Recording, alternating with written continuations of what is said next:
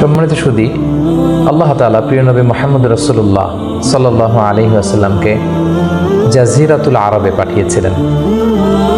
যে শহরে তিনি প্রিয় হাবিবকে পাঠিয়েছিলেন সেই শহরটি হচ্ছে মক্কাতুল মুকাররমা, এবং কুরাইশ বংশে রাসূল সাল্লাল্লাহু আলাইহি ওয়াসাল্লাম এসেছিলেন।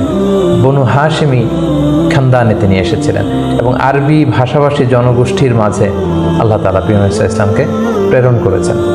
তিনি তার 40 বছর বয়সে নবুয়ত লাভ করেছেন, এবং সর্বশ্রেষ্ঠ আসমানি কিতাব আল কুরআন আল কারীম কিন্তু প্রিয় নবীজি মুহাম্মদ রাসূলুল্লাহ সাল্লাল্লাহু আলাইহি ওয়াসাল্লামের উপর নাজিল হয়েছে, এবং দীর্ঘ 23 বছর ধরে মানব জাতির বিভিন্ন সমস্যার সমাধান দেওয়ার জন্য কোরআন আল্লাহ তাআলা নাজিল করেছিলেন।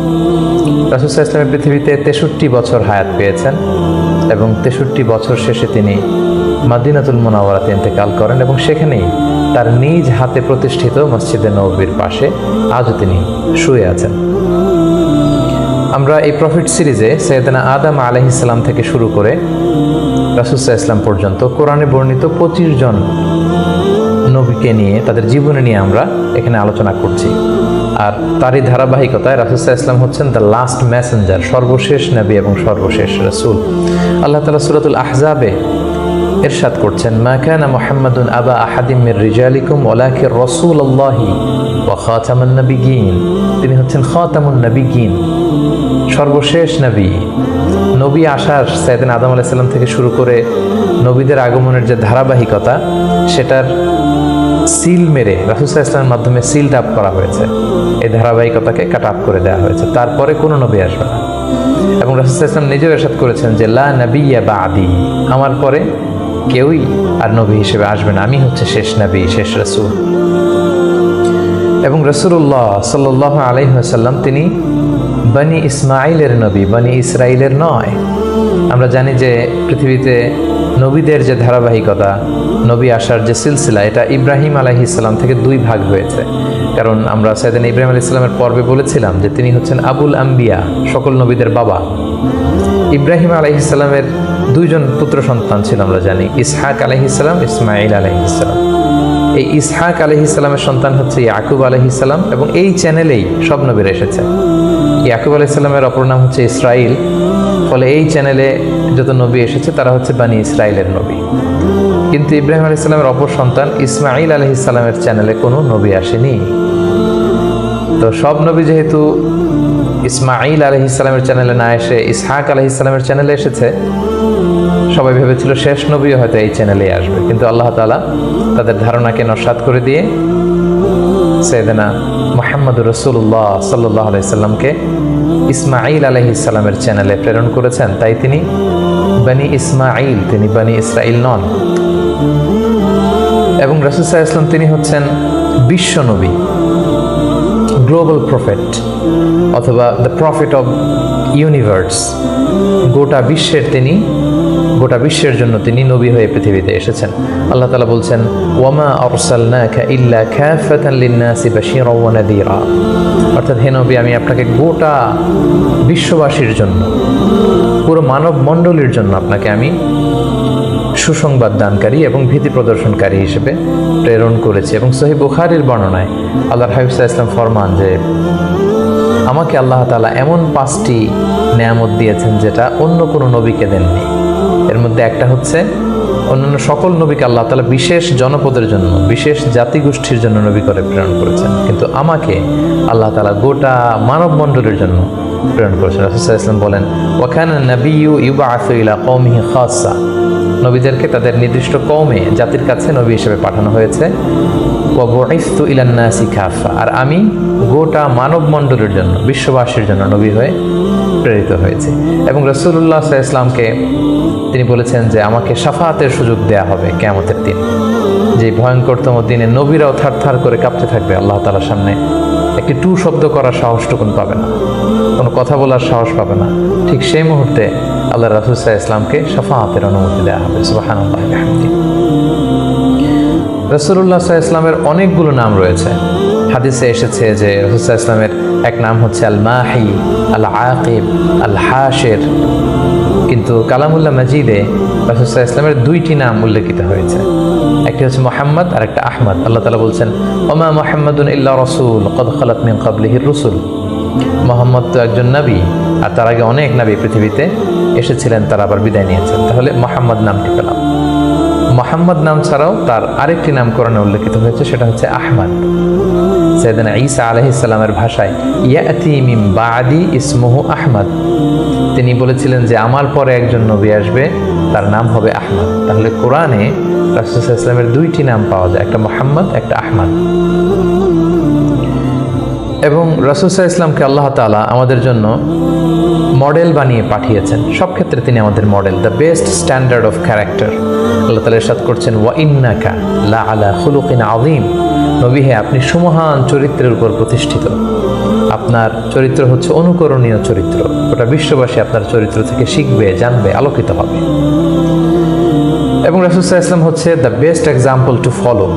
এই পৃথিবীতে যার ফলোয়ার হওয়া যায়, যাকে অনুসরণ করা যায়, যাকে অনুকরণ করা যায়, তার মধ্যে শ্রেষ্ঠতম হচ্ছে আমাদের পেয়ারা হাবিব মুহাম্মদ রাসূলুল্লাহ সাল্লাল্লাহু আলাইহি ওয়াসাল্লাম। আল্লাহ তাআলা ইরশাদ করছেন লাকাদ কানা লাকুম ফি রাসূলিল্লাহি উসওয়াতুন হাসানাহ, অর্থাৎ তোমাদের রাসূলের মধ্যেই রয়েছে তোমাদের জন্য সর্বোত্তম আদর্শ।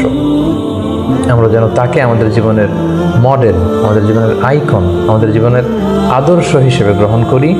এজন্য আল্লাহ তাআলা রাসূল সাল্লাল্লাহু আলাইহি ওয়াসাল্লামকে আমাদের জন্য উসওয়াতুন হাসানা, অনুকরণীয় উত্তম আদর্শ হিসেবে তিনি রাসূল সাল্লাল্লাহু আলাইহি ওয়াসাল্লামকে আমাদের কাছে প্রেরণ করেছেন।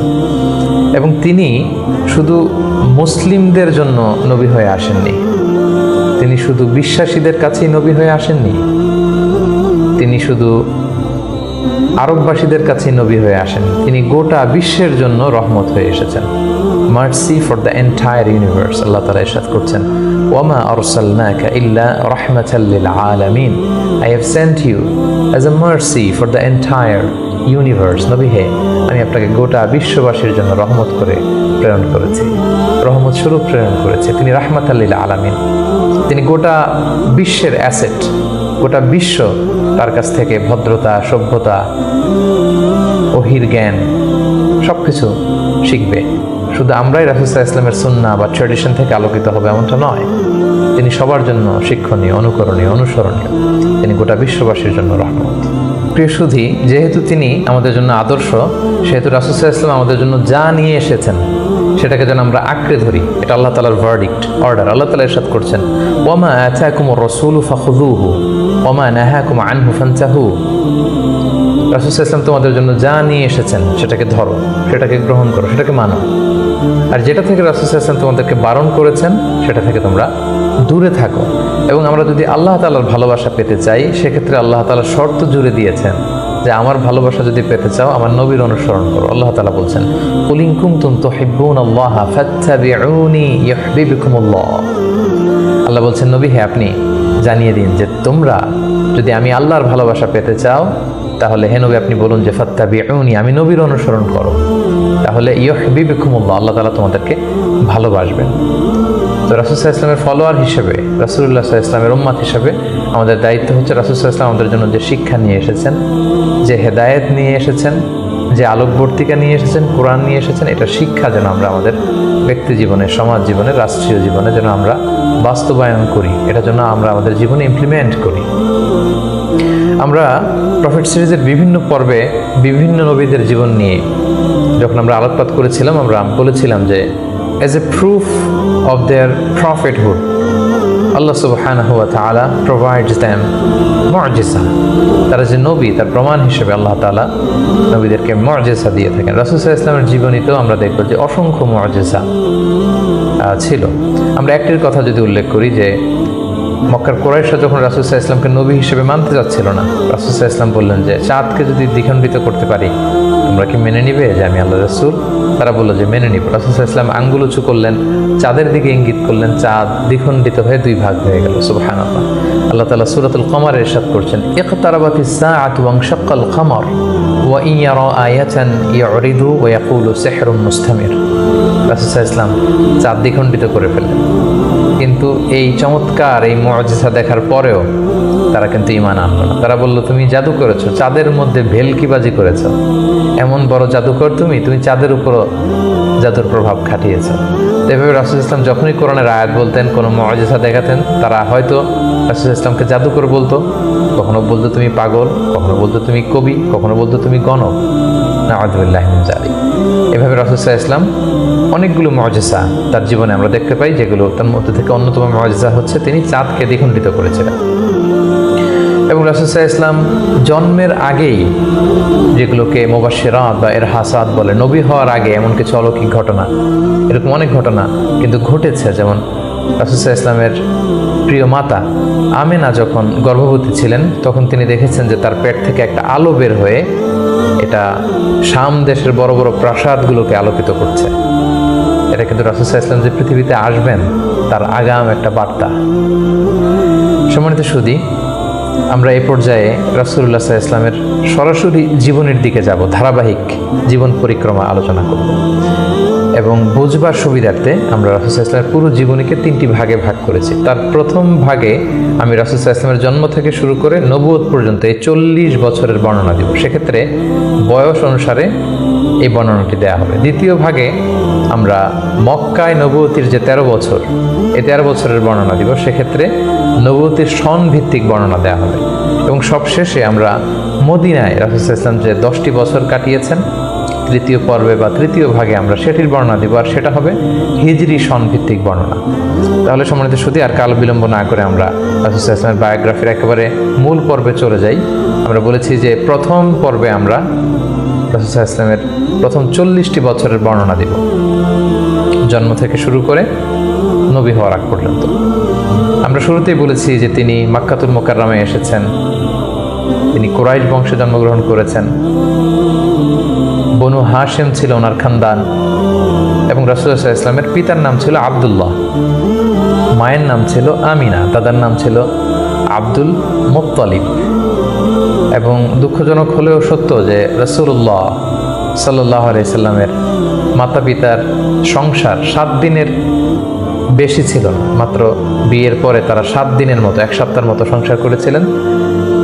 সেই সাংসারিক জীবনেই রাসূল সাল্লাল্লাহু আলাইহি ওয়াসাল্লাম মায়ের গর্ভে এসেছেন। এবং রাসূল সাল্লাল্লাহু আলাইহি ওয়াসাল্লামের পিতা আব্দুল্লাহ তিনি ব্যবসার সফরে বেরিয়ে গিয়েছিলেন, ফেরবার পথে তিনি সেখানে ইন্তেকাল করেছেন। তখন রাসূল সাল্লাল্লাহু আলাইহি ওয়াসাল্লামের বয়স হচ্ছে মায়ের পেটের ভেতরে মাত্র 2 মাস। মায়ের পেটে থাকতে তিনি বাবাহারা হয়েছেন। এবং তিনি জন্মগ্রহণ করেছেন যে বছরে, সেটাকে ঐতিহাসিকরা বলেছেন আমুল ফিল, অর্থাৎ আব্রাহার হস্তি বাহিনী যে বছর কাবা ধ্বংস করতে এসেছিলেন, ঠিক সেই বছর রবিউল আউয়াল মাসের 12 তারিখে সোমবার তিনি ওনার মা আমিনার কুলকে উজালা করে এই পৃথিবীতে এসেছেন, শুভাগমন করেছেন। এবং রাসূল সাল্লাল্লাহু আলাইহি ওয়াসাল্লামের আগমন এটা আমাদের জন্য আনন্দের, উচ্ছ্বাসের, ভালোবাসার। তিনি সর্বশেষ নবী, সর্বশেষ রাসূল হয়ে পৃথিবীতে আগমন করেছেন। রাসূলুল্লাহ সাল্লাল্লাহু আলাইহি ওয়াসাল্লাম সোমবার দিন জন্মগ্রহণ করেছেন, এটা নিয়ে ঐতিহাসিকদের মধ্যে কোনো মতভেদ নেই। কিন্তু তিনি কি রবিউল আউয়াল মাসের 12 তারিখে জন্মগ্রহণ করেছেন, নাকি 2 তারিখে, না 8 তারিখে, এই দিনগুলো নিয়ে ঐতিহাসিকরা মতভেদ করেছেন। তবে মাশহুর বা সবচেয়ে প্রসিদ্ধ মতামত হচ্ছে তিনি রবিউল আউয়াল মাসের 12 তারিখে জন্মগ্রহণ করেছেন আলাইহিস সালাতু ওয়াস সালাম। এবং রাসূলুল্লাহ সাল্লাল্লাহু আলাইহি সাল্লামের এই জন্মের সালটাকে যদি আমরা খ্রিস্টাব্দ দিয়ে কনভার্ট করি, তাহলে সেটা ছিল 571 খ্রিস্টাব্দ। এবং আমরা জানি যে তৎকালীন সময়ে সম্ভ্রান্ত ফ্যামিলির লোকেরা তাদের সন্তানদেরকে ব্রেস্ট ফিডিং উইমেনদের কাছে দিয়ে দিত, দুধমা, তারা এসে তাদেরকে নিয়ে যেত। এবং রাসূল সাল্লাল্লাহু আলাইহি ওয়াসাল্লামকে হালিমাতুস সাদিয়া নামে একজন নারী, যিনি তায়েফ থেকে আরও 70 কিলো দূরে বনু সাদ এলাকা থেকে এসে তারা রাসূল সাল্লাল্লাহু আলাইহি ওয়াসাল্লামকে রাসূল সাল্লাল্লাহু আলাইহি ওয়াসাল্লামের দাদা আব্দুল মুত্তালিবের কাছ থেকে নিয়ে গিয়েছিল দুধ খাওয়ানোর জন্য। এবং সেটা তারা করতো এ কারণে যে যেহেতু মক্কা শহর, এখানে অনেক ব্যবসায়ীরা আসে, অনেক লোক আসে, এখানে আরবি ভাষার অনেক আঞ্চলিকতার একটা মিক্স আপ হয়ে গিয়েছিল। তাই বেদুইন এলাকাতে, একেবারে মরুদ্যান, মরুভূমি আছে, এরকম এলাকাতে যেই ট্রাইবস বা কবিলাগুলো আছে, সেখানে যদি ছেলেমেয়েরা বড় হয়, তাদের যেমনি স্বাস্থ্য ভালো থাকে, তাদের ভাষাটা যেমনি পিওর হয়, আরবি মুবিন, সুস্পষ্ট আরবি ভাষায় তারা কথা বলতে পারে। তো সম্ভ্রান্ত এবং ট্রেডিশনাল ফ্যামিলির লোকজন এটাই করতো। তার ধারাবাহিকতায় রাসূল সাল্লাল্লাহু আলাইহি ওয়াসাল্লামকে বনু সাদ গোত্র থেকে এসে হালিমাতুস সাদিয়া বনু সাদ গোষ্ঠীর কাছে নিয়ে গেল, যে তাকে লালন পালন করবে, কয়েক বছর দুধ খাওয়াবে। এটা ঘটেছিল তার জন্মের পরপরই। এবং রাসূল সাল্লাল্লাহু আলাইহি ওয়াসাল্লামের বয়স যখন 2, তখন অল্প কিছু দিনের জন্য হালিমাতুস সাদিয়া সেই বনু সাদ থেকে আবার মক্কায় নিয়ে এসেছিল, যাতে রাসূল সাল্লাল্লাহু আলাইহি ওয়াসাল্লামের মা আমিনা কিছুদিনের জন্য ছেলের সঙ্গ পান। কিছুদিন যখন আমিনা সঙ্গ পেল, তারপর আবার তাকে বনু সাদে নিয়ে যাওয়া হলো। এবং রাসূলুল্লাহ সাল্লাল্লাহু আলাইহি ওয়াসাল্লাম হালিমাতুস সাদিয়ার দুগ্ধ পান করতে লাগলেন।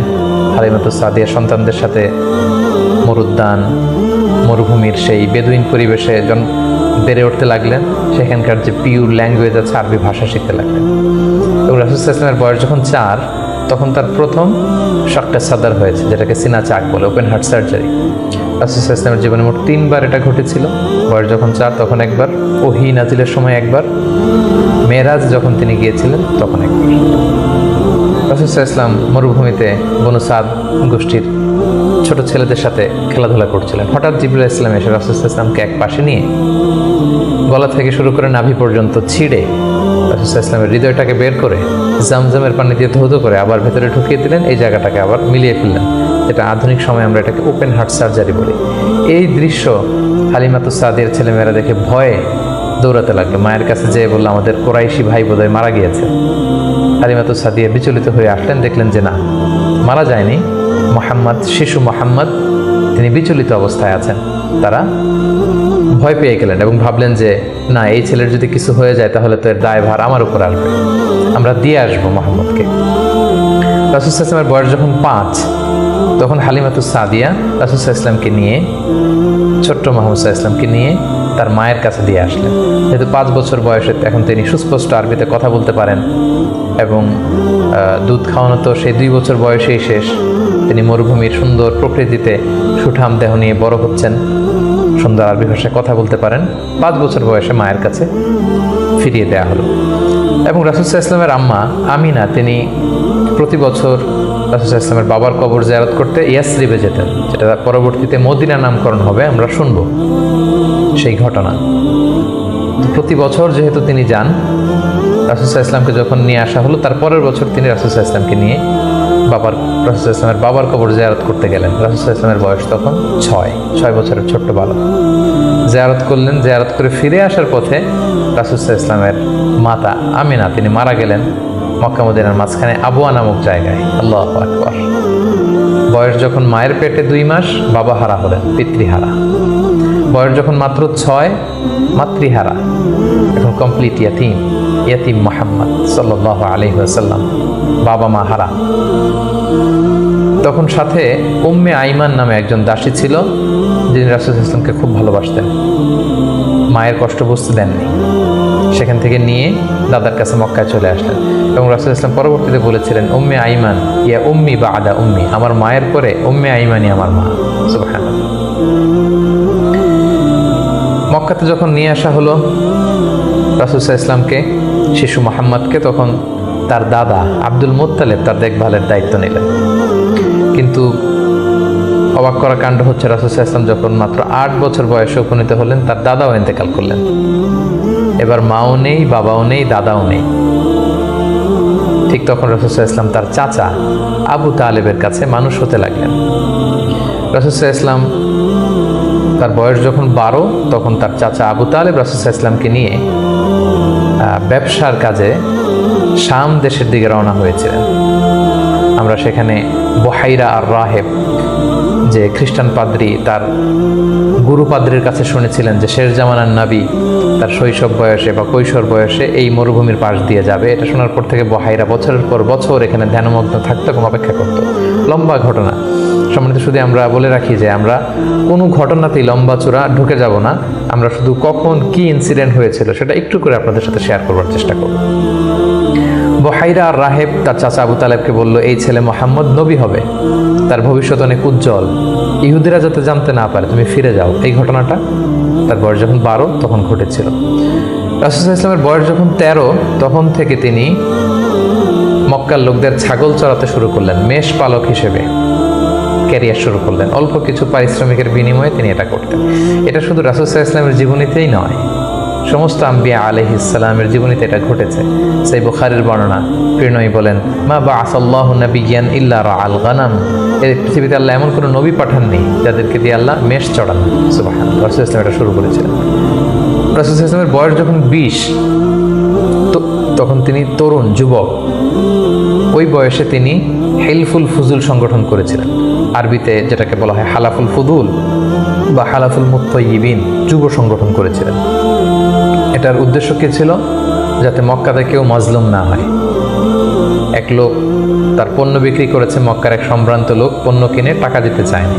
সে পাহাড়ে উঠে চিৎকার করে বলল, মক্কায় কি এমন ন্যায়পরায়ণ কেউ নেই যে আমার টাকাটা উদ্ধার করে দিতে পারে? রাসূল ইসলাম এই দৃশ্য দেখে কষ্ট পেলেন। তিনি প্রায় এরকম দৃশ্য দেখতেন যে জালিমরা অসহায় গরিব লোকদেরকে মক্কায় এভাবে ঠকাচ্ছে। তিনি তার চাচা জুবাইর ইবনে আব্দুল মুত্তালিব সহ ওনাদের সমবয়স্ক ইয়াংদেরকে নিয়ে একটা সোসাইটি করলেন। এই সোসাইটির নাম তারা দিলেন হালাফুল ফুদুল, যেটা বাংলায় আমরা হিলফুল ফুজুল বলি।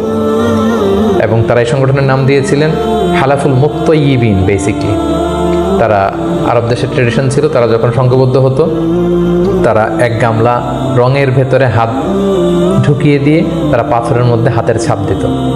সবাই এভাবে হাতের ছাপ দিয়ে তারা প্রমাণ দিত যে আমরা ঐক্যবদ্ধ, সংঘবদ্ধ আছি। তো এভাবে রাসূল সাল্লাল্লাহু আলাইহি ওয়াসাল্লাম যখন এই যুব সংগঠন করলেন, তখন আর জালিমরা সাহস পেল না গরিবদেরকে ঠকাতে, এবং তারা গরিবদের হক এভাবে উদ্ধার করে দিত। সুবহানাল্লাহ। রাসূল সাল্লাল্লাহু আলাইহি ওয়াসাল্লামের বয়স যখন 25, তখন তিনি দ্বিতীয়বারের জন্য মক্কার বাইরে গেলেন। শাম দেশে তিনি ব্যবসায়িক কাজে গেলেন, এবং সেটা ছিল মূলত খাদিজাতুল কুবরা রাদিয়াল্লাহু তাআলা আনহা, যিনি মক্কার একজন সম্ভ্রান্ত নারী ছিলেন। তিনি সম্পদ বা অর্থ ইনভেস্ট করেছিলেন, এবং রাসূল সাল্লাল্লাহু আলাইহি ওয়াসাল্লাম তার হয়ে তার প্রোডাক্টগুলো নিয়ে বিক্রির জন্য গিয়েছিলেন। এবং তিনি সফর শেষে অঢেল সম্পদ, অঢেল অর্থ করে তিনি প্রফিট করে দিয়েছিলেন অন বিহাফ অফ খাদিজা রাদিয়াল্লাহু তাআলা। এবং খাদিজা রাদিয়াল্লাহু তাআলা আনহা এটা দেখে খুব খুশি হয়েছিলেন, এবং রাসূল সাল্লাল্লাহু আলাইহি ওয়াসাল্লামের যে পোর্শন সেটাও রাসূল সাল্লাল্লাহু আলাইহি ওয়াসাল্লাম পেয়েছিল। এই সফরে, এই ব্যবসায়িক সফরে খাদিজা রাদিয়াল্লাহু তাআলা আনহার একজন দাসী ছিল, নাম মাইসারা। তিনি ছিলেন সফর সঙ্গে, কাফেলার মধ্যে তিনিও ছিলেন। সফর শেষে যখন রাসূল সাল্লাল্লাহু আলাইহি ওয়াসাল্লাম অনেক লাভ করে, প্রফিট করে ফিরলেন, তখন খাদিজা রাদিয়াল্লাহু তাআলা আনহা খুব খুশি হলেন। এবং মাইসারা তখন খাদিজাকে জানান দিল যে, খাদিজা, এই মানুষ মুহাম্মদ কোনো সাধারণ মানুষ নন। খাদিজা বললেন, তাই নাকি?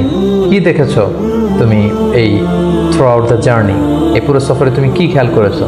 তিনি বললেন যে মুহাম্মাদের চলন বলন কথা এটা আলাদা, অন্য সবার চেয়ে, কাফেলার প্রত্যেকটা পুরুষের চেয়ে আলাদা। তিনি অন্যরকম, তিনি সাধারণ কোনো মানুষ নন, অসাধারণ একজন মানুষ। তার কথা বার্তা, তার চলা ফেরা, তার আচরণ, তার ডিলিংস, তার বুদ্ধিমত্তা অসাধারণ। মাইসারা যখন এই কথা বলল, তখন খাদিজাতুল কুবরা তিনি রাসূল সাল্লাল্লাহু আলাইহি ওয়াসাল্লামের প্রতি আকৃষ্ট হলেন। তার একজন কাছের বান্ধবীর কাছে শেয়ার করলেন। তারা সবাই মিলে রাসূল সাল্লাল্লাহু আলাইহি ওয়াসাল্লামের চাচাদের কাছে যেয়ে বললেন যে, রাসূল সাল্লাল্লাহু আলাইহি ওয়াসাল্লামকে খাদিজা পছন্দ করে, আমরা বিয়ের ব্যাপারে ভাবতে পারি কিনা। চাচারা রাসূল সাল্লাল্লাহু আলাইহি ওয়াসাল্লামকে জানালেন, রাসূল সাল্লাল্লাহু আলাইহি ওয়াসাল্লাম এগ্রি করলেন। এই 25 বছর বয়সে রাসূল সাল্লাল্লাহু আলাইহি ওয়াসাল্লাম তার প্রথম বিয়েটি সম্পন্ন করলেন, আলহামদুলিল্লাহ। এবং রাসূল সাল্লাল্লাহু আলাইহি ওয়াসাল্লাম 20টি উট দিয়েছিলেন as a dowry, as a মাহার। বিয়ের মাহার হিসেবে খাদিজা রাদিয়াল্লাহু তাআলা আনহাকে 20টা উট দিয়েছিলেন। রাসূল সাল্লাল্লাহু আলাইহি ওয়াসাল্লামের বয়স যখন 30, খাদিজা রাদিয়াল্লাহু তাআলা আনহা রাসূল সাল্লাল্লাহু আলাইহি ওয়াসাল্লামের ঘরকে উজালা করে তার প্রথম সন্তান, কন্যা সন্তান জন্মগ্রহণ করলো, জাইনাব। রাসূল সাল্লাল্লাহু আলাইহি ওয়াসাল্লামের বয়স যখন 33, দ্বিতীয় কন্যা সন্তান রুকাইয়া জন্মগ্রহণ করলো। রাসূল সাল্লাল্লাহু আলাইহি ওয়াসাল্লামের বয়স যখন 34, তৃতীয় কন্যা সন্তান উম্মে কুলসুম আসলো। রাসূল সাল্লাল্লাহু আলাইহি ওয়াসাল্লামের বয়স যখন 35, ফাতেমা রাদিয়াল্লাহু তাআলা আনহা তিনি জন্মগ্রহণ করলেন। এবং তখন কাবা ঘরের একটা রিনোভেশন হলো। আগুন লেগে বন্যার পানিতে কয়েকবার কাবা ধ্বংস হয়ে গিয়েছিল। ঠিক সেই সময়তে রাসূল সাল্লাল্লাহু আলাইহি ওয়াসাল্লামের বয়স যখন 35, কাবাকে আবার রিবিল্ড অফ কাবা বা রিনোভেশন অফ কাবা করা হয়েছিল। ইব্রাহিম আলাইহিস সালামের যে ভিত্তির উপর কাবা তৈরি করেছিলেন, সেই ভিত্তি ঠিক রেখে পাথর এনে কাবা নির্মাণ করা হয়েছিল। এবং হাজরা আসওয়াদ নিয়ে একটা দ্বন্দ্ব লেগেছিল, কে রাখবে এই জান্নাতি পাথর। 4টা গ্রুপ হয়ে গিয়েছিল। পরবর্তীতে রাসূল সাল্লাল্লাহু আলাইহি ওয়াসাল্লাম এটার সমাধান দিয়েছিলেন। রাসূলুল্লাহ সাল্লাল্লাহু আলাইহি ওয়াসাল্লামের বয়স যখন 37 বছর, তখন থেকে তিনি একাকী নির্জনে ইবাদত করতেন, ধ্যানমগ্ন থাকতেন। হুব্বিবা ইলাইহিল খালা, নিঃসঙ্গত তার কাছে প্রিয় করে দেয়া হলো।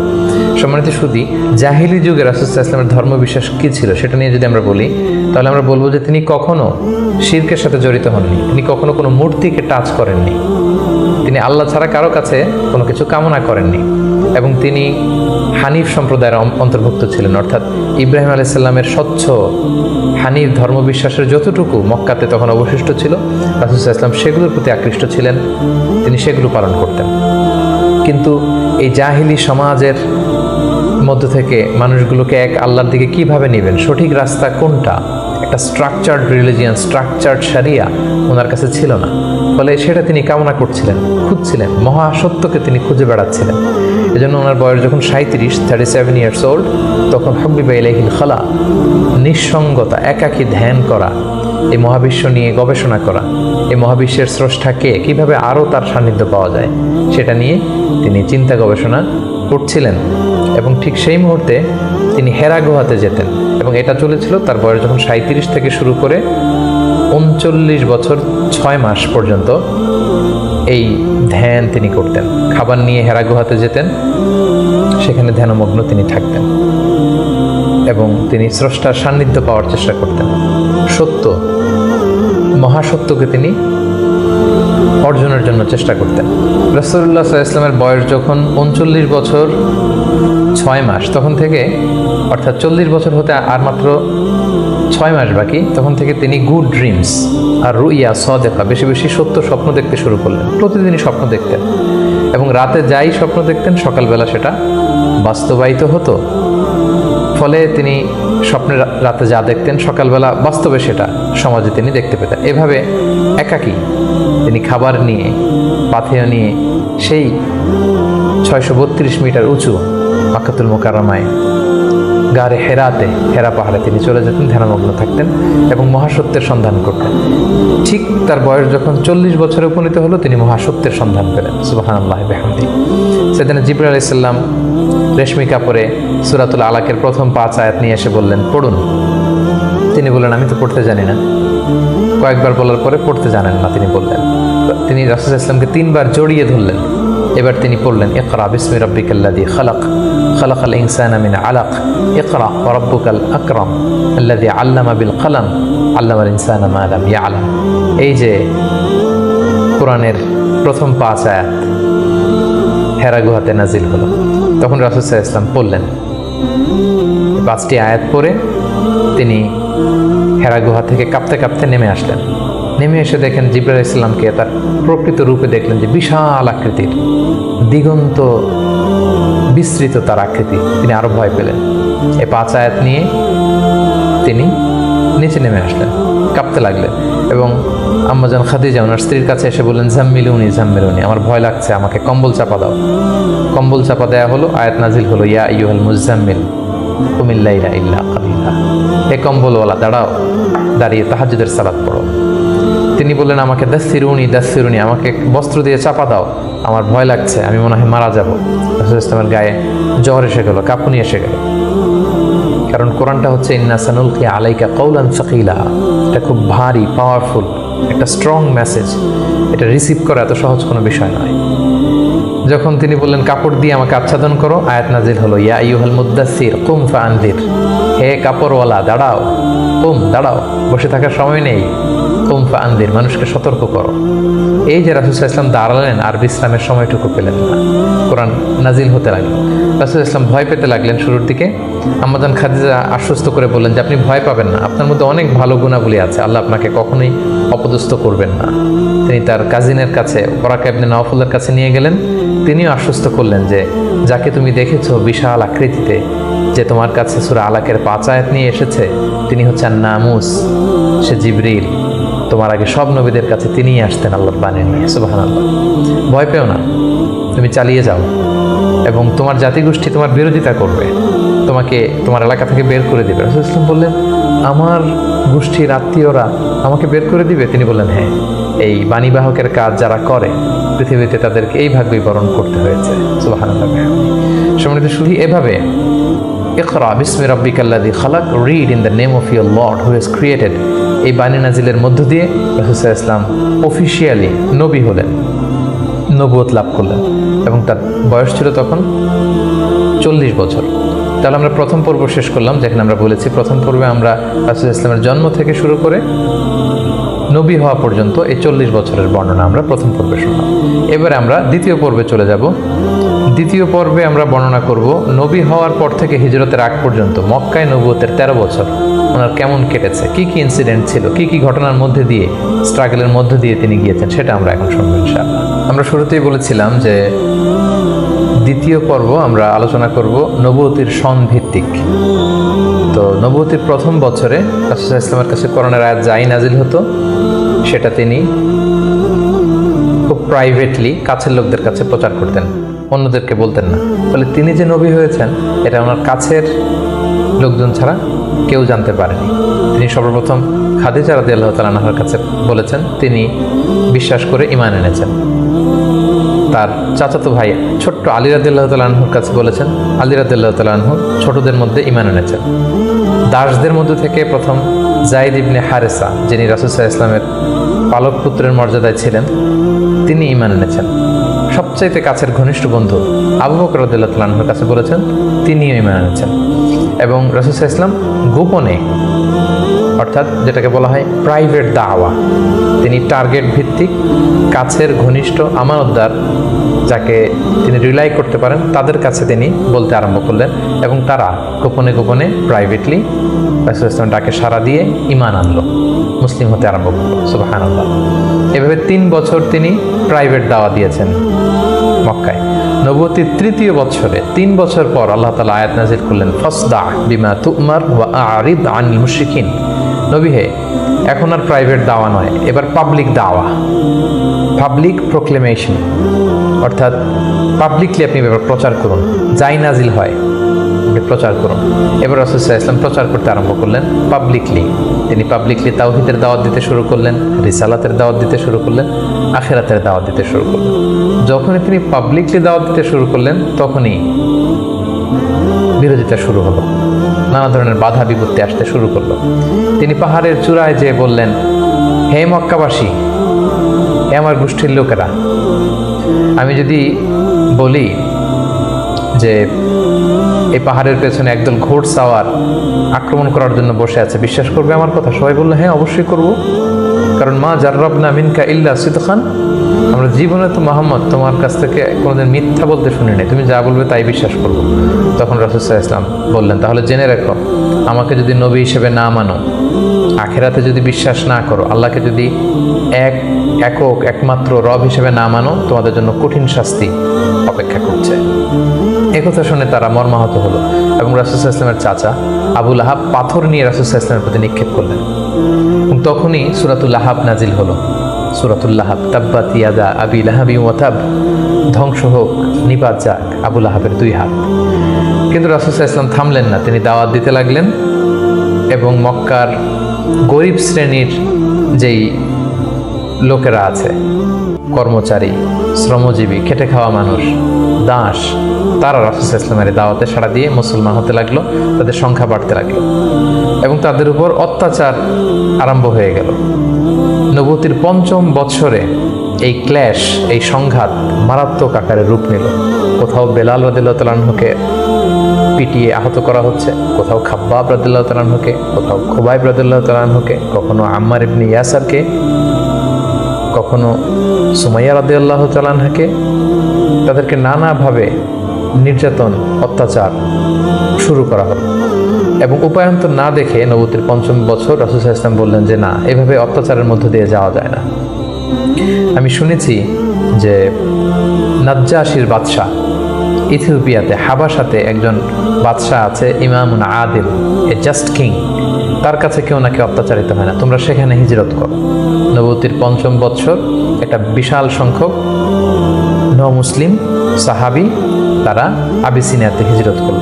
এবং এই বছরই পাপিষ্ঠ আবু জাহাল বর্ষার আঘাতে ইসলামের প্রথম নারী শাহিদা সুমাইয়া রাদিয়াল্লাহু তাআলা আনহাকে তিনি শহীদ করে দিয়েছিলেন, হত্যা করেছিলেন।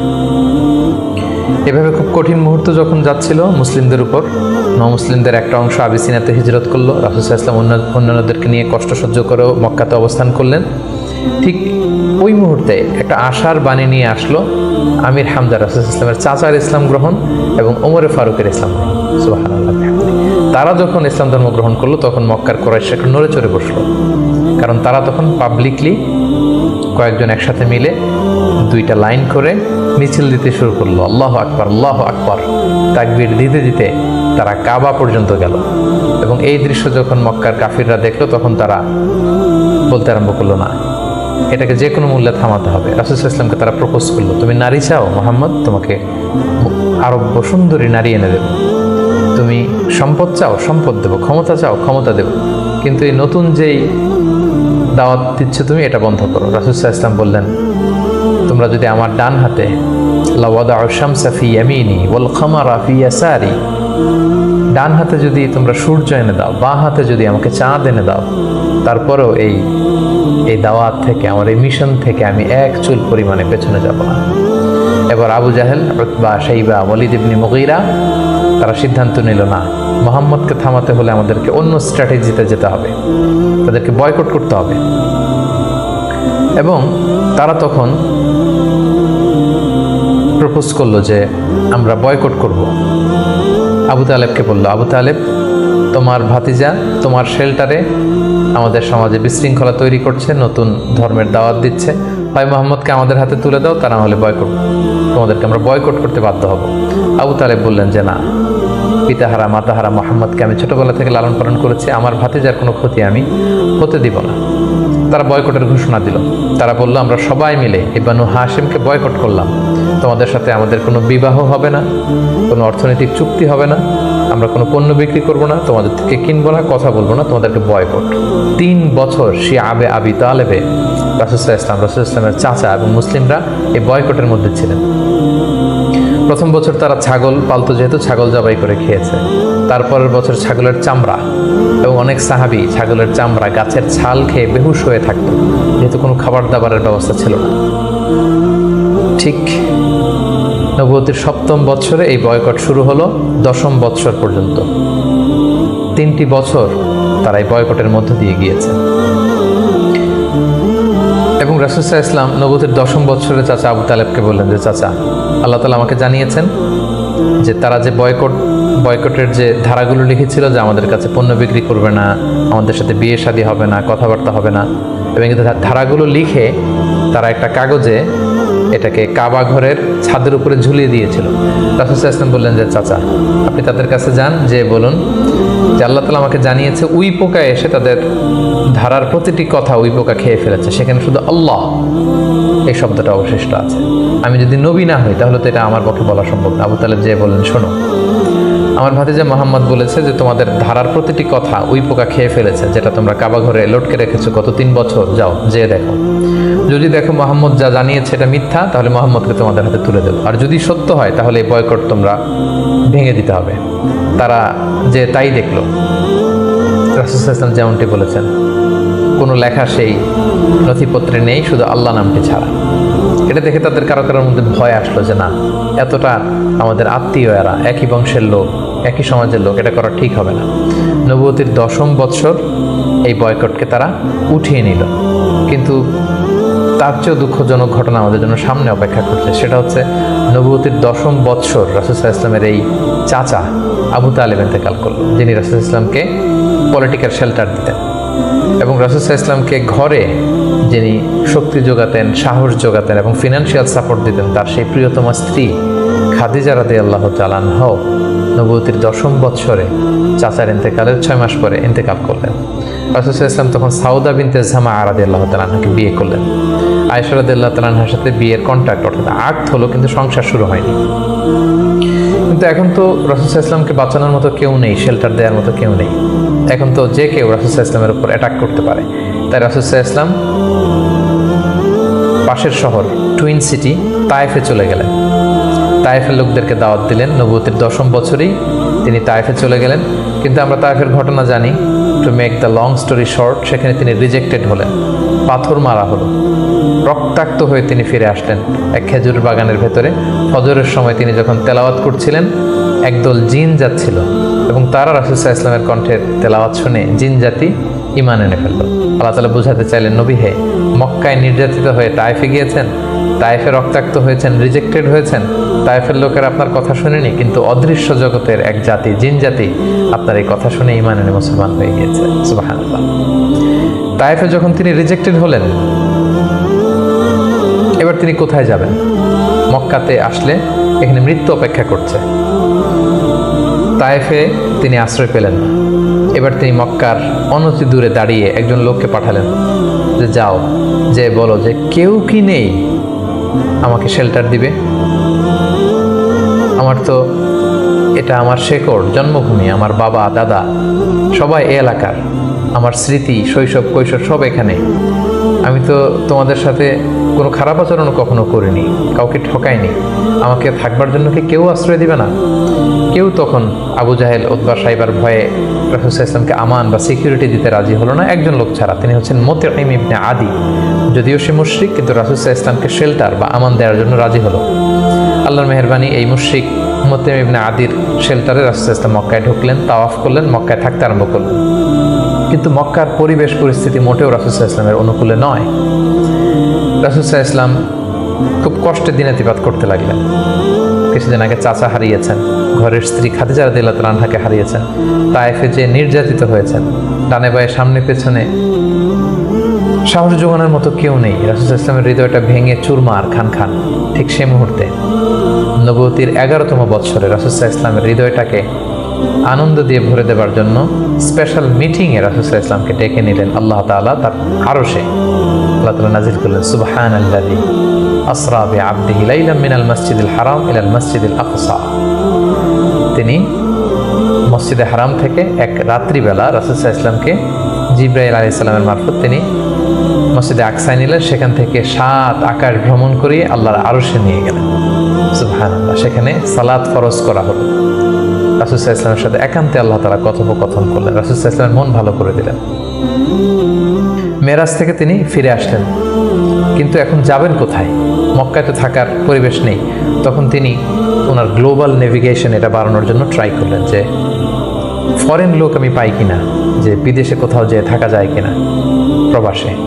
রাসূল সাল্লাল্লাহু আলাইহি ওয়াসাল্লাম তখন হজের মৌসুমটাকে বেছে নিলেন, কারণ হজে মক্কায় হাজার হাজার লোক চারদিক থেকে আসতো এবং হজের মৌসুমগুলোতে আবু জাহেল, উতবা, সাইবা, ওয়ালিদ ইবনে মুগীরা তারা মক্কায় প্রবেশের যে প্রধান ফটক বা গেটে সেখানে দাঁড়িয়ে হাজিদেরকে বলতো, খবরদার, মক্কার যেখানে মনে চায় যাও, মানাসিকুল হজ পালন করো, কিন্তু মক্কায় একজন পাগল আছে, তার নাম মুহাম্মদ, তার কাছে যেও না।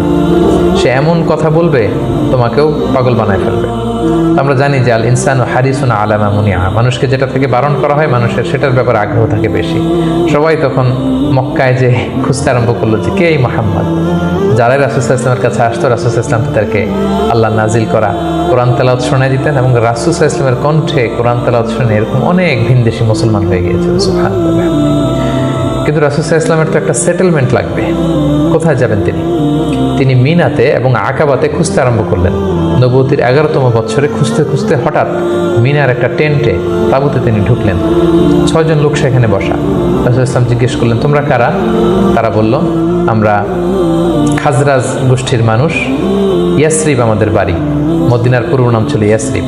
তাদের সংখ্যা ছিল মাত্র 6 জন। সুবহানাল্লাহ। আসলে পৃথিবীতে যত বড় কাজ হয়েছে, যত বিপ্লব হয়েছে, এগুলো কিন্তু হয়েছে সামান্য কয়েকজন লোক থেকে শুরু হয়েছে, পরে এটা বিপ্লবের রূপ নিয়েছে। এই যে দেখেন, ইমানের বীজ আল্লাহ তাআলা কিভাবে এই 6 জন লোকের মাধ্যমে মদিনাতে পৌঁছাবে। রাসূল সাল্লাল্লাহু আলাইহি ওয়াসাল্লাম বললেন, তোমরা খাজরাজের 6 জন? কোন খাজরাজ, কোন ইয়াসরিব? ওই যে ইয়াসরিবের পাশে ইহুদিরা বাস করে? তারা বললেন হ্যাঁ। রাসূল সাল্লাল্লাহু আলাইহি ওয়াসাল্লাম বললেন, তোমাদের কি কিছু সময় হবে, আমি তোমাদের কিছু শোনাবো? তারা বললেন হ্যাঁ, শোনান। রাসূল সাল্লাল্লাহু আলাইহি ওয়াসাল্লাম কোরআনের আয়াত তেলাওয়াত করলেন। তারা যতই শুনতে লাগলো, অভিভূত হতে লাগলো, মোহিত হতে লাগলো। রাসূল সাল্লাল্লাহু আলাইহি ওয়াসাল্লামের হাতে হাত রেখে শাহাদা পড়ে তারা মুমিন হয়ে গেল। এবং রাসূল সাল্লাল্লাহু আলাইহি ওয়াসাল্লাম বললেন, যাও, তোমরা এই কোরআনের কথা, আমি যে নবী, আমি যে শেষ নবী, এই কথা তোমাদের লোকালয়ে, তোমাদের জনপদে যেয়ে তোমরা বল।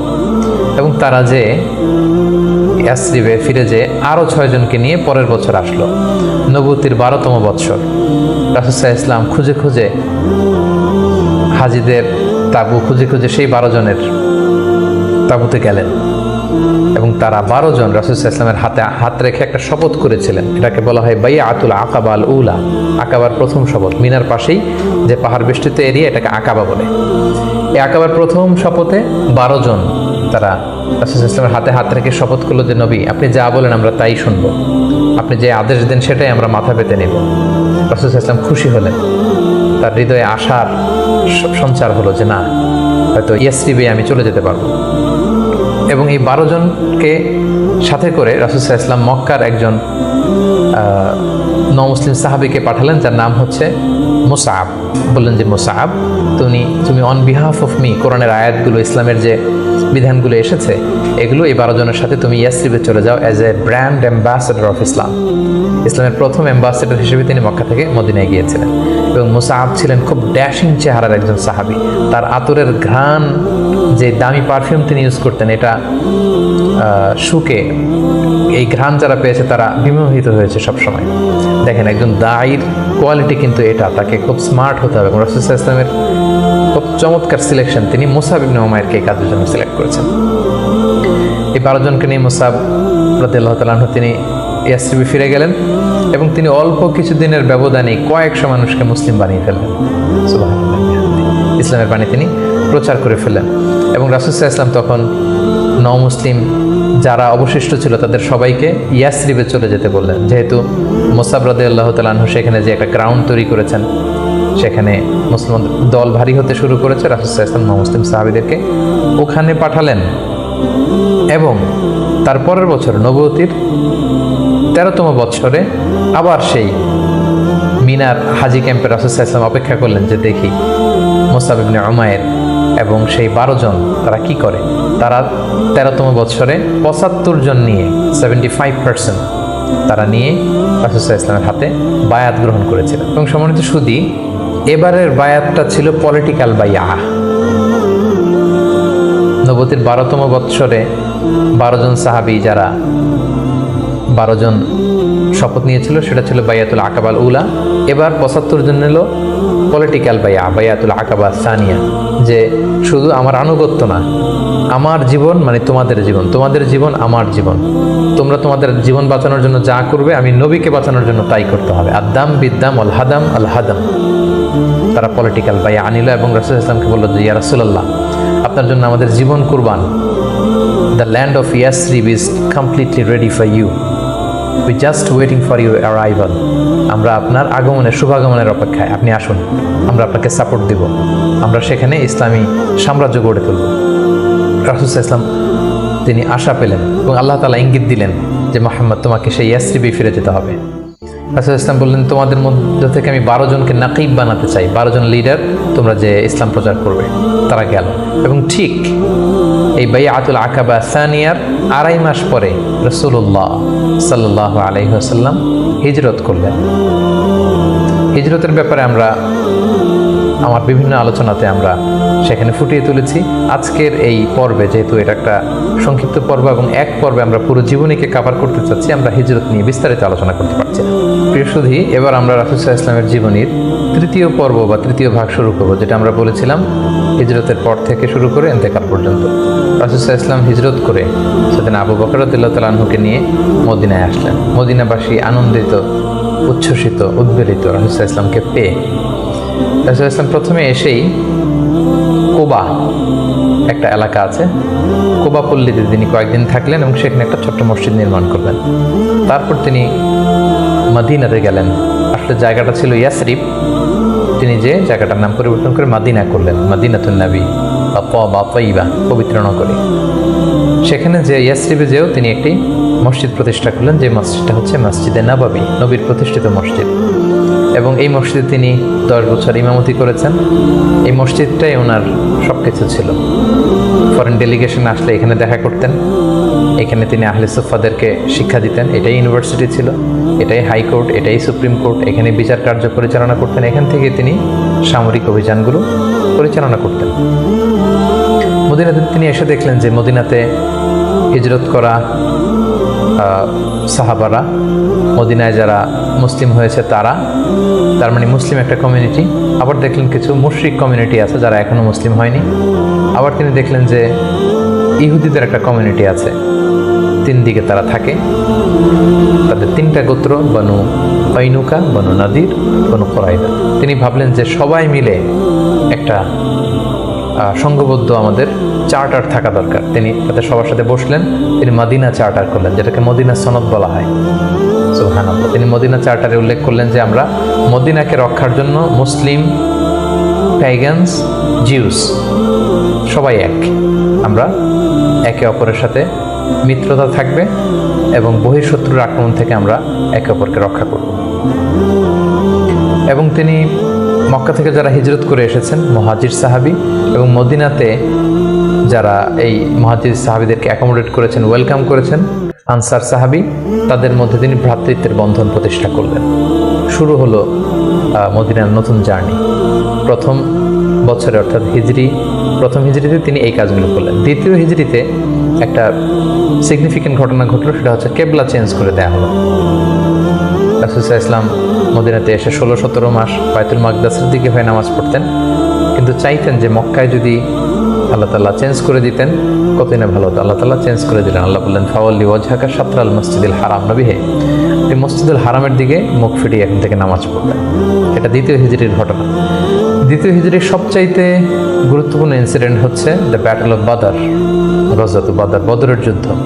কারণ কুরাইশরা তো তারা দেখলো যে না, মুহাম্মদ হাতছাড়া হয়ে গেল, সব মুসলিমরা হাতছাড়া হয়ে গেল, তাদেরকে তো সহজে ছেড়ে দেওয়া যায় না। তখন একটা যুদ্ধ হলো, বিশাল যুদ্ধ। রাসূল সাল্লাল্লাহু আলাইহি ওয়াসাল্লাম একটা ক্যারাভান আটকাতে গেলেন, কিন্তু তারা খবর পাঠালো যে মুহাম্মদ তার সৈন্য নিয়ে অ্যাটাক করছে। তারা 1000 সৈন্য নিয়ে আসলো বদরের প্রান্তরে, মদিনা থেকে 70-80 কিলো দূরে। মুসলমানদের সংখ্যা ছিল মাত্র 314 জন। বিশাল রক্তক্ষয়ী যুদ্ধ হলো। আল্লাহ তাআলা মুসলিমদেরকে ফেরেশতা দিয়ে, আসমানি মাদাদ দিয়ে সাহায্য করলেন। আল্লাহ বললেন, ওয়ালাকাদ নাসারাকুমুল্লাহু বিবাদরি ওয়া আনতুম আদিল্লা। আল্লাহ তোমাদেরকে বদরের প্রান্তরে সহায়তা করেছিলেন, তোমরা খুব দুর্বল ছিলে, ফেরেশতা দিয়ে আমি তোমাদেরকে সহযোগিতা করেছি, বিজয় এনে দিয়েছি। মুসলিমরা বিজয় লাভ করলো। 70 জন কুরাইশ নিহত হলো, 70 জন বন্দী হলো, মুসলমানরা জয়লাভ করলো। দ্বিতীয় হিজরির আরেকটা ইনসিডেন্ট হচ্ছে, আমি বলেছি যে 3টা জিউস ট্রাইব, ইহুদি গোত্র ছিল। এর মধ্যে একটা গোত্র কৈনুকা, তারা এক মুসলিম নারীকে তার শ্লীলতাহানি করে এবং তারা চুক্তি ভঙ্গ করে। পরে রাসূল সাল্লাল্লাহু আলাইহি ওয়াসাল্লাম তাদেরকে অবরোধ করলেন এবং মদিনা থেকে বের করে দিলেন, এক্সাইল দিলেন, নির্বাসন। কারণ কি ছিল? তারা চুক্তি ভঙ্গ করেছে। রাসূল সাল্লাল্লাহু আলাইহি ওয়াসাল্লাম কখনো আগ বাড়িয়ে কারোর সাথে বিরোধিতায় জড়াননি, শান্তি নষ্ট করেননি। তিনি মদিনায় যে একটা শান্তিময় সাম্রাজ্য গঠন করবার জন্য মদিনা চার্টার করেছেন, মদিনা সনদ আমরা যেটা বলেছি। কিন্তু সর্বপ্রথম এটা ভঙ্গ করলো কারা? বনু কাইনুকা নামে যে ইহুদি গোত্র আছে তারা। রাসূল সাল্লাল্লাহু আলাইহি ওয়াসাল্লাম তাদেরকে নির্বাসন দিলেন। এবং দ্বিতীয় হিজরিতে রোজার বিধান এবং জাকাতের বিধানকে ফরজ করা হলো। তৃতীয় হিজরির সবচেয়ে গুরুত্বপূর্ণ ঘটনা হচ্ছে উহুদের যুদ্ধ। কারণ 1 বছর আগে দ্বিতীয় হিজরিতে কুরাইশদের 70 জন নিহত হয়েছে, 70 জন বন্দী হয়েছে। তাদের যেই ক্ষত, ঘা, এটা শুকায়নি। এটা শোধ নেওয়ার জন্য, প্রতিশোধ নেওয়ার জন্য তারা আসলো 3000 সৈন্য নিয়ে। মুসলিমরা ছিল মাত্র 1000। ইনিশিয়ালি রাসূল সাল্লাল্লাহু আলাইহি ওয়াসাল্লামের কিছু দিক নির্দেশনা অমান্য করার কারণে মুসলিমরা পরাজিত হতে আরম্ভ করলো, কিন্তু শেষের দিকে তারা আবার যুদ্ধে একটা ব্যালেন্স তৈরি করলো। কিন্তু তারপরেও 70 জন মুসলিম এই যুদ্ধে শহীদ হয়েছেন। এবং রাসূল সাল্লাল্লাহু আলাইহি ওয়াসাল্লাম তার প্রিয়তম চাচা হামজা ইবনে আব্দুল মুত্তালিব, যাকে সাইয়্যিদুশ শুহাদা ঘোষণা দেওয়া হয়েছে, এবং যে মুসআব ইবনে উমাইরকে দ্য ফার্স্ট অ্যাম্বাসেডর করে তিনি পাঠিয়েছিলেন, এই যুদ্ধে তিনিও শহীদ হয়েছেন। 70 জন সাহাবীকে রাসূল সাল্লাল্লাহু আলাইহি ওয়াসাল্লাম হারিয়েছেন সেই যুদ্ধে। তৃতীয় হিজরিতে রাসূল সাল্লাল্লাহু আলাইহি ওয়াসাল্লাম হাফসা রাদিয়াল্লাহু তাআলা আনহাকে বিয়ে করেন, যায়নাব বিনতে খুজাইমাকে বিয়ে করেন। এবং তৃতীয় হিজরি সনে ফাতিমা রাদিয়াল্লাহু তাআলা আনহা, আলী রাদিয়াল্লাহু তাআলা আনহার ঘরকে উজালা করে রাসূল ইসলামের প্রথম নাতি হাসান রাদিয়াল্লাহু তাআলা আনহু জন্মগ্রহণ করেছিলেন। চতুর্থ হিজরির একটা মর্মান্তিক ঘটনা হচ্ছে বীরে মাউনার ঘটনা। নজদ থেকে কিছু লোক এসে রাসূল সাল্লাল্লাহু আলাইহি ওয়াসাল্লামকে বললেন, আপনি কিছু সাহাবাকে, কারি সাহাবাকে, হাফেজ সাহাবাদেরকে আমাদের সাথে পাঠান, তারা নজদে এসে আমাদেরকে ইসলাম শেখাবে। রাসূল ইসলাম 70 জন কারি সাহাবাকে বিশ্বাস করে পাঠিয়েছিলেন যে তাদেরকে নিয়ে যাও, তারা ইসলাম শেখাবে, কিন্তু তারা বিশ্বাসঘাতকতা করে এই সাহাবীদেরকে হত্যা করেছিল। এটা বীরে মাউনার ঘটনা। রাসূল ইসলাম অত্যন্ত মর্মাহত হয়েছিলেন। এবং চতুর্থ হিজরির আরেকটা ঘটনা হচ্ছে যে বনু নাদির, ইহুদিদের যে দ্বিতীয় গোষ্ঠী, বনু নাদিরকে রাসূল ইসলাম নির্বাসন দিয়েছিলেন, মদিনা থেকে বের করে দিয়েছিলেন। কারণ কি? একই ঘটনা, বিশ্বাসঘাতকতা, ট্রেচারি, বিশ্বাসঘাতকতার কারণে। রাসূল ইসলাম আবু বকর, ওমর ফারুককে নিয়ে রক্তপণ কালেকশন করবার জন্য সেখানে গিয়েছিলেন এবং তারা বললো যে হ্যাঁ, আমরা এটাতে অংশগ্রহণ করবো, আপনি আসুন। কিন্তু তারা প্ল্যান করে রেখেছিল যে রাসূল ইসলামকে এমন একটা ঘরের নিচে বসাবেন যেই ঘরের উপর থেকে একজন ইহুদি বড় একটা পাথরের খণ্ড রাসূল ইসলামের মাথায় নিক্ষেপ করবেন, যাতে রাসূল ইসলাম সেখানে নিহত হন। এই প্ল্যান করে রাসূল ইসলামকে ঠিক ওই লোকেশনে যখন ডাকলেন, রাসূল ইসলাম যাচ্ছিলেন, দ্য মিন টাইম আল্লাহ তাআলা রাসূল ইসলামকে সব জানিয়ে দিলেন তাদের কনস্পাইরেসি। জিবরাইল আলাইহিস সালাম বললেন, ইয়া রাসূলুল্লাহ, এই মুহূর্তে এখান থেকে আপনি চলে যান মদিনায়। মদিনায় আসলেন, এসে বিশাল বাহিনী গঠন করে বনু নাদিরকে তিনি ঘেরাও করলেন এবং তাদেরকে এই এলাকা থেকে উৎখাত করলেন এই বিশ্বাসঘাতকতার কারণে। যেহেতু মদিনা চার্টার ছিল, একে অপরের শুভ কামনা করবে, শুভাকাঙ্ক্ষী হবে, মিত্র হিসেবে কাজ করবে, কিন্তু তারা রাসূল সাল্লাল্লাহু আলাইহি ওয়াসাল্লামকে হত্যার ষড়যন্ত্র করেছিল। তাদেরকে রাসূল সাল্লাল্লাহু আলাইহি ওয়াসাল্লাম এখান থেকে বের করে দিলেন। এবং চতুর্থ হিজরিতে মদকে আল্লাহ তাআলা হারাম ঘোষণা করলেন। এটা ছিল একটা গুরুত্বপূর্ণ ঘটনা। পঞ্চম হিজরিতে অনেকগুলো ঘটনা ঘটেছে, এর মধ্যে অন্যতম হচ্ছে বনুল মুস্তালিকের যুদ্ধ হয়েছিল।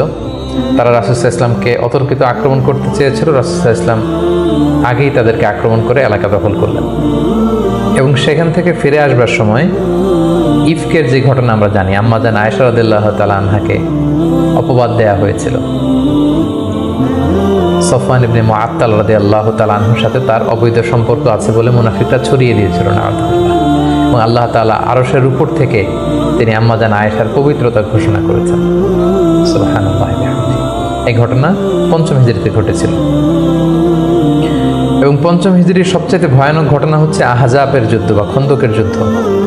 ইহুদি দুইটা গোষ্ঠী তারা যখন মদিনা থেকে নির্বাসিত হলো তাদের বিশ্বাসঘাতকতার কারণে, তারা যে কুরাইশদের লিডারদেরকে ফুসলাতে লাগলো, গাতাফান গোত্রের লিডারদেরকে ফুসলাতে লাগলো, আরবদেরকে ফুসলাতে লাগলো যে মুহাম্মদ কিন্তু তার দলবল নিয়ে দিনকে দিন শক্তিশালী হচ্ছে, এখনই সময়, এবছর যদি আমরা তাকে অ্যাটাক করে পরাহত করতে না পারে আমরা আটকাতে পারবো না। ফুসলাতে প্রভোগ করতে করতে তারা 10,000 সৈন্য জমা করলো এবং তারা প্ল্যান করলো যে আমরা 10,000 অ্যাটাক করব।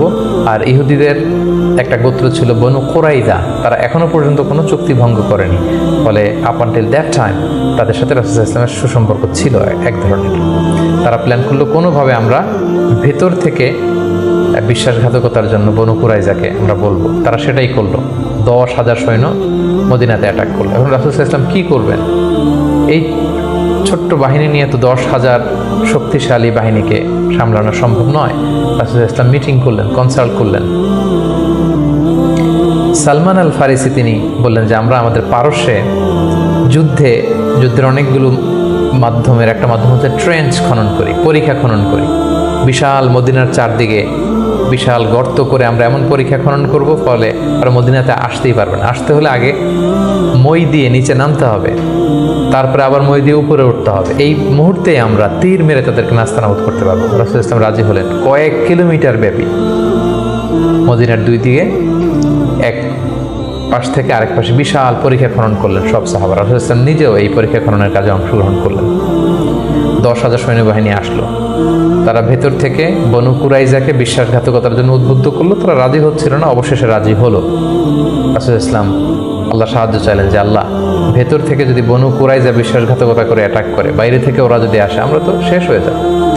আল্লাহ তাআলা এমন তুফান দিলেন, এমন বাতাস দিলেন, এমন ঠান্ডা আবহাওয়া দিলেন, 10,000 সৈন্য, অস্ত্র শস্ত্রে সজ্জিত সৈন্য নাস্তানাবুদ হয়ে লণ্ডভণ্ড হয়ে কে কোথায় গেল, কাদের তাবু ভেঙে কে কোন দিকে ছুটলো, তারা নিজেরাও টের পেল না।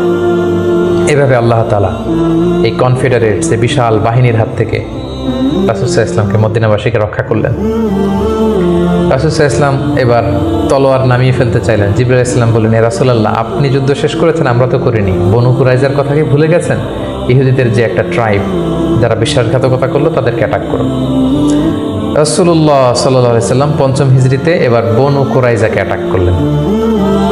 পরে তারা বাধ্য হলো তাদের মিত্র সাদ বিন মুআজ রাদিয়াল্লাহু তাআলা আনহু যেটা বলবে এটাই ফয়সালা হবে।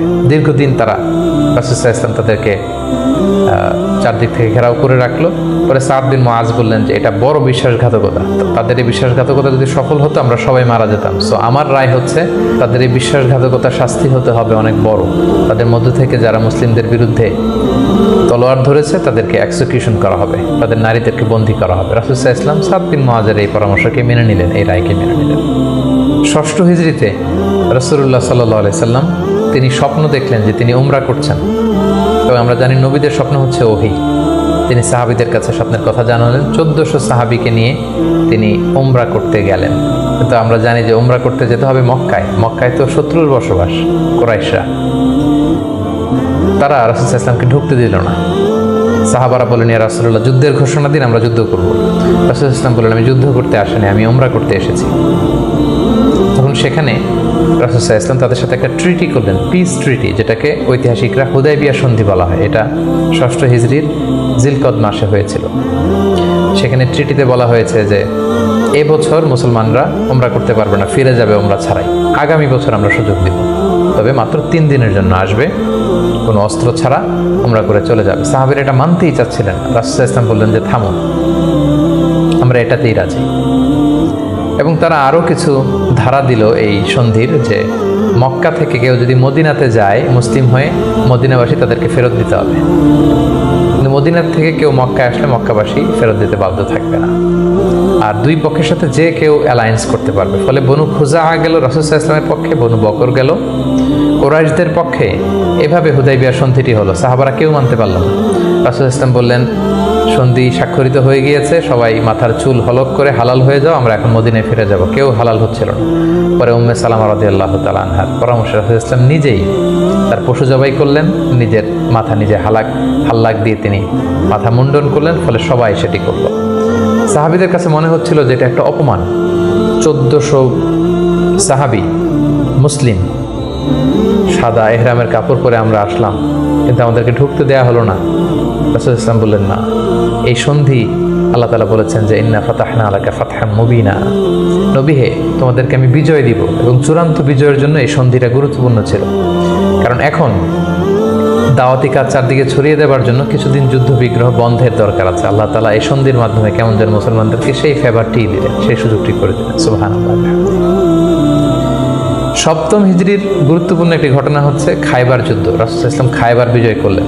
মদিনা থেকে বেশ দূরে ইহুদিদের সেখানে বিশাল পল্লী, বিশাল বসতি, এবং যাদেরকে তিনি নির্বাসন দিয়েছিলেন তারা যে সেখানে বসবাস করছিল। রাসূল সাল্লাল্লাহু আলাইহি ওয়াসাল্লাম খায়বার বিজয় করলেন এবং খায়বার বিজিত হয়েছিল সাইয়েদনা আলী রাদিয়াল্লাহু তাআলা আনহুর হাতে।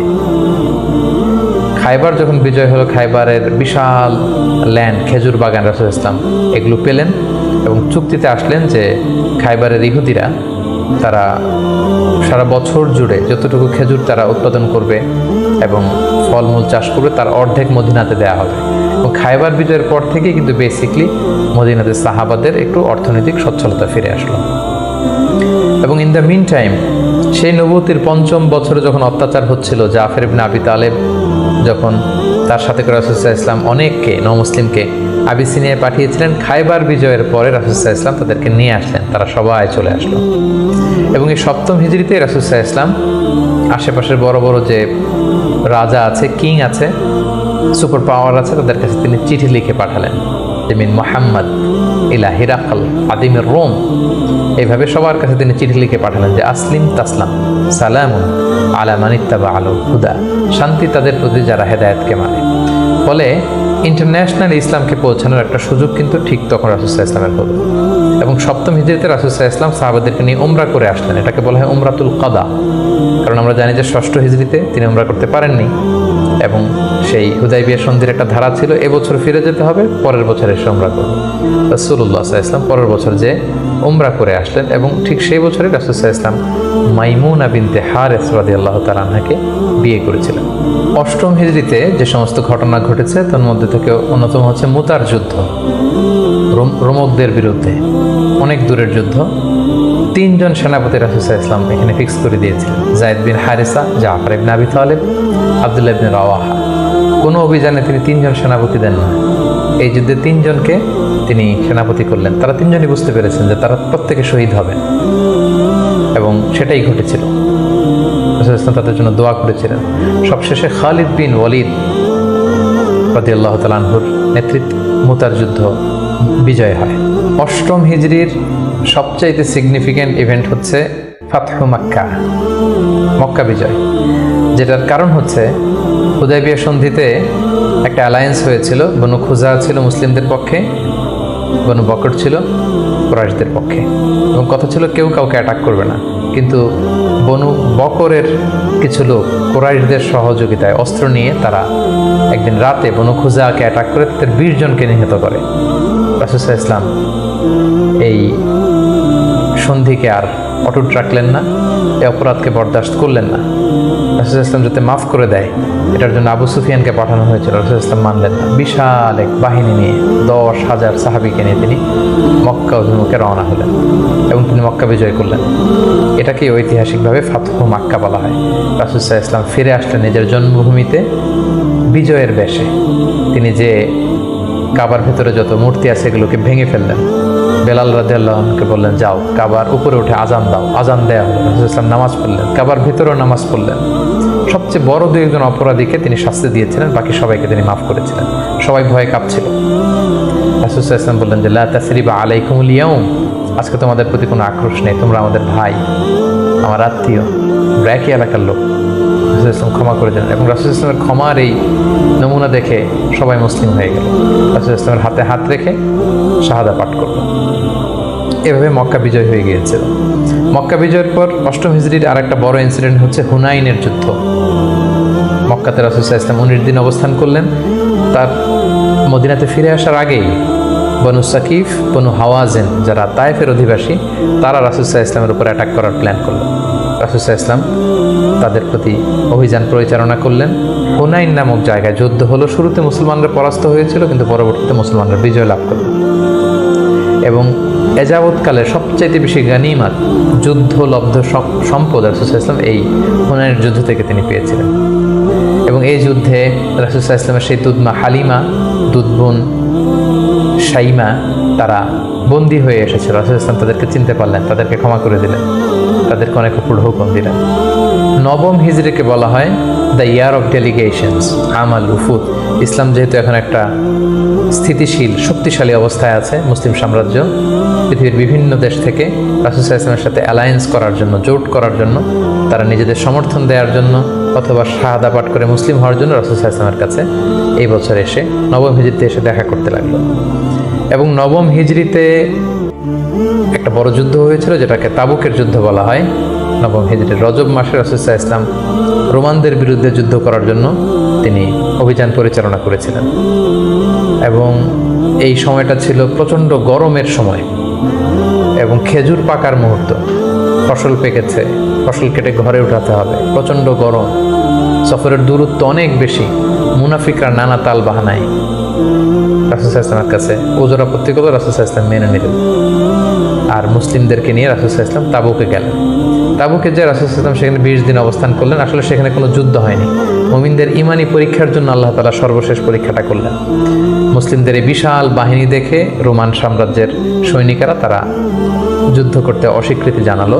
যুদ্ধ ছাড়াই বিজয়ের বেশে রাসূল সাল্লাল্লাহু আলাইহি ওয়াসাল্লাম তাবুক থেকে ফিরে আসলেন।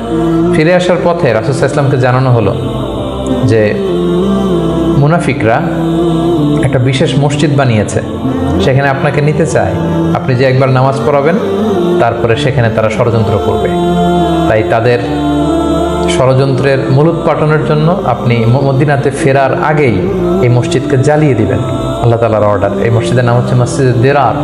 মুমিনদের মধ্যে ডিভাইডেশন, ক্ষতি এবং সমাজের মধ্যে ক্যাওস সৃষ্টি করার জন্য, মুসলিমদের মধ্যে ঐক্যের মধ্যে ভাঙন তৈরি করবার জন্য তারা এই মসজিদ তৈরি করেছে। রাসূল সাল্লাল্লাহু আলাইহি ওয়াসাল্লাম পাঠালেন সাহাবীদেরকে, এই মসজিদকে জ্বালিয়ে দেয়া হলো এবং এই নবম হিজরিতেই তায়েফের বনু সাকিব গোত্র এসে ইসলাম ধর্ম গ্রহণ করলো এবং রাসূলুল্লাহ সাল্লাল্লাহু আলাইহি ওয়াসাল্লাম নবম হিজরিতে আবু বকর রাদিয়াল্লাহু তাআলা আনহুকে হজের আমির বানিয়ে হজে পাঠালেন।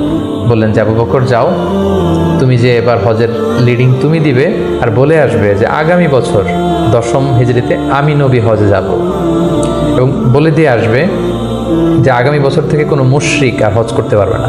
রাসূল সাল্লাল্লাহু আলাইহি ওয়াসাল্লামের নির্দেশনা পেয়ে নবম হিজরিতে আবু বকর রাদিয়াল্লাহু তাআলা আনহু তিনি হজ পরিচালনার জন্য গেলেন এবং যাওয়ার পথে পথিমধ্যে সকল আরব গোত্রগুলোকে তিনি জানিয়ে দিলেন যে আগামী বছর কিন্তু নবী হজে আসবে, ফলে কোনো মুশরিক আর আগামী বছর থেকে হজের সুযোগ পাবে না। এবং এই নবম হিজরিতে রাসূল সাল্লাল্লাহু আলাইহি ওয়াসাল্লাম জাজিরাতুল আরবের বিভিন্ন এলাকায় ইসলামের দাওয়াত পৌঁছানোর জন্য বিভিন্ন সাহাবাদেরকে দায়িত্ব দিয়ে দাঈ ইলাল্লাহ হিসেবে পাঠিয়েছেন। এবং ঠিক তখনই আল্লাহ তাআলা আয়াত নাজিল করলেন, ওয়ারাআইতান নাসা ইয়াদখুলুনা ফি দীনিল্লাহি আফওয়াজা, অর্থাৎ হে নবী আপনি দেখবেন দলে দলে জাজিরাতুল আরবে লোকজন ইসলামের ছায়াতলে চলে আসছে। এবং সেটাই হলো, দলে দলে লোকজন ইসলাম ধর্ম গ্রহণ করতে লাগলো। দশম হিজরিতে রাসূল সাল্লাল্লাহু আলাইহি ওয়াসাল্লাম মুআয ইবনে জাবালকে আলী রাদিয়াল্লাহু তাআলা আনহুকে ইয়ামানে পাঠালেন, খালিদ বিন ওয়ালিদকে নাজরানে পাঠালেন এবং দশম হিজরিতে রাসূল সাল্লাল্লাহু আলাইহি ওয়াসাল্লাম হজে বের হলেন। প্রায় লক্ষাধিক সাহাবাকে নিয়ে তিনি হজের জন্য গেলেন। সহিহ মুসলিমের বর্ণনা, জাবের রাদিয়াল্লাহু তাআলা আনহু বলেন, মদিনা থেকে জুলহুলাইফা থেকে হেরাম বেদে রাসূল সাল্লাল্লাহু আলাইহি ওয়াসাল্লাম যখন বেরোলেন, আমি তাকিয়ে দেখি ডানে হাজার হাজার সাহাবী, বায়ে হাজার হাজার সাহাবী, সামনে পেছনে হাজার হাজার মানুষ।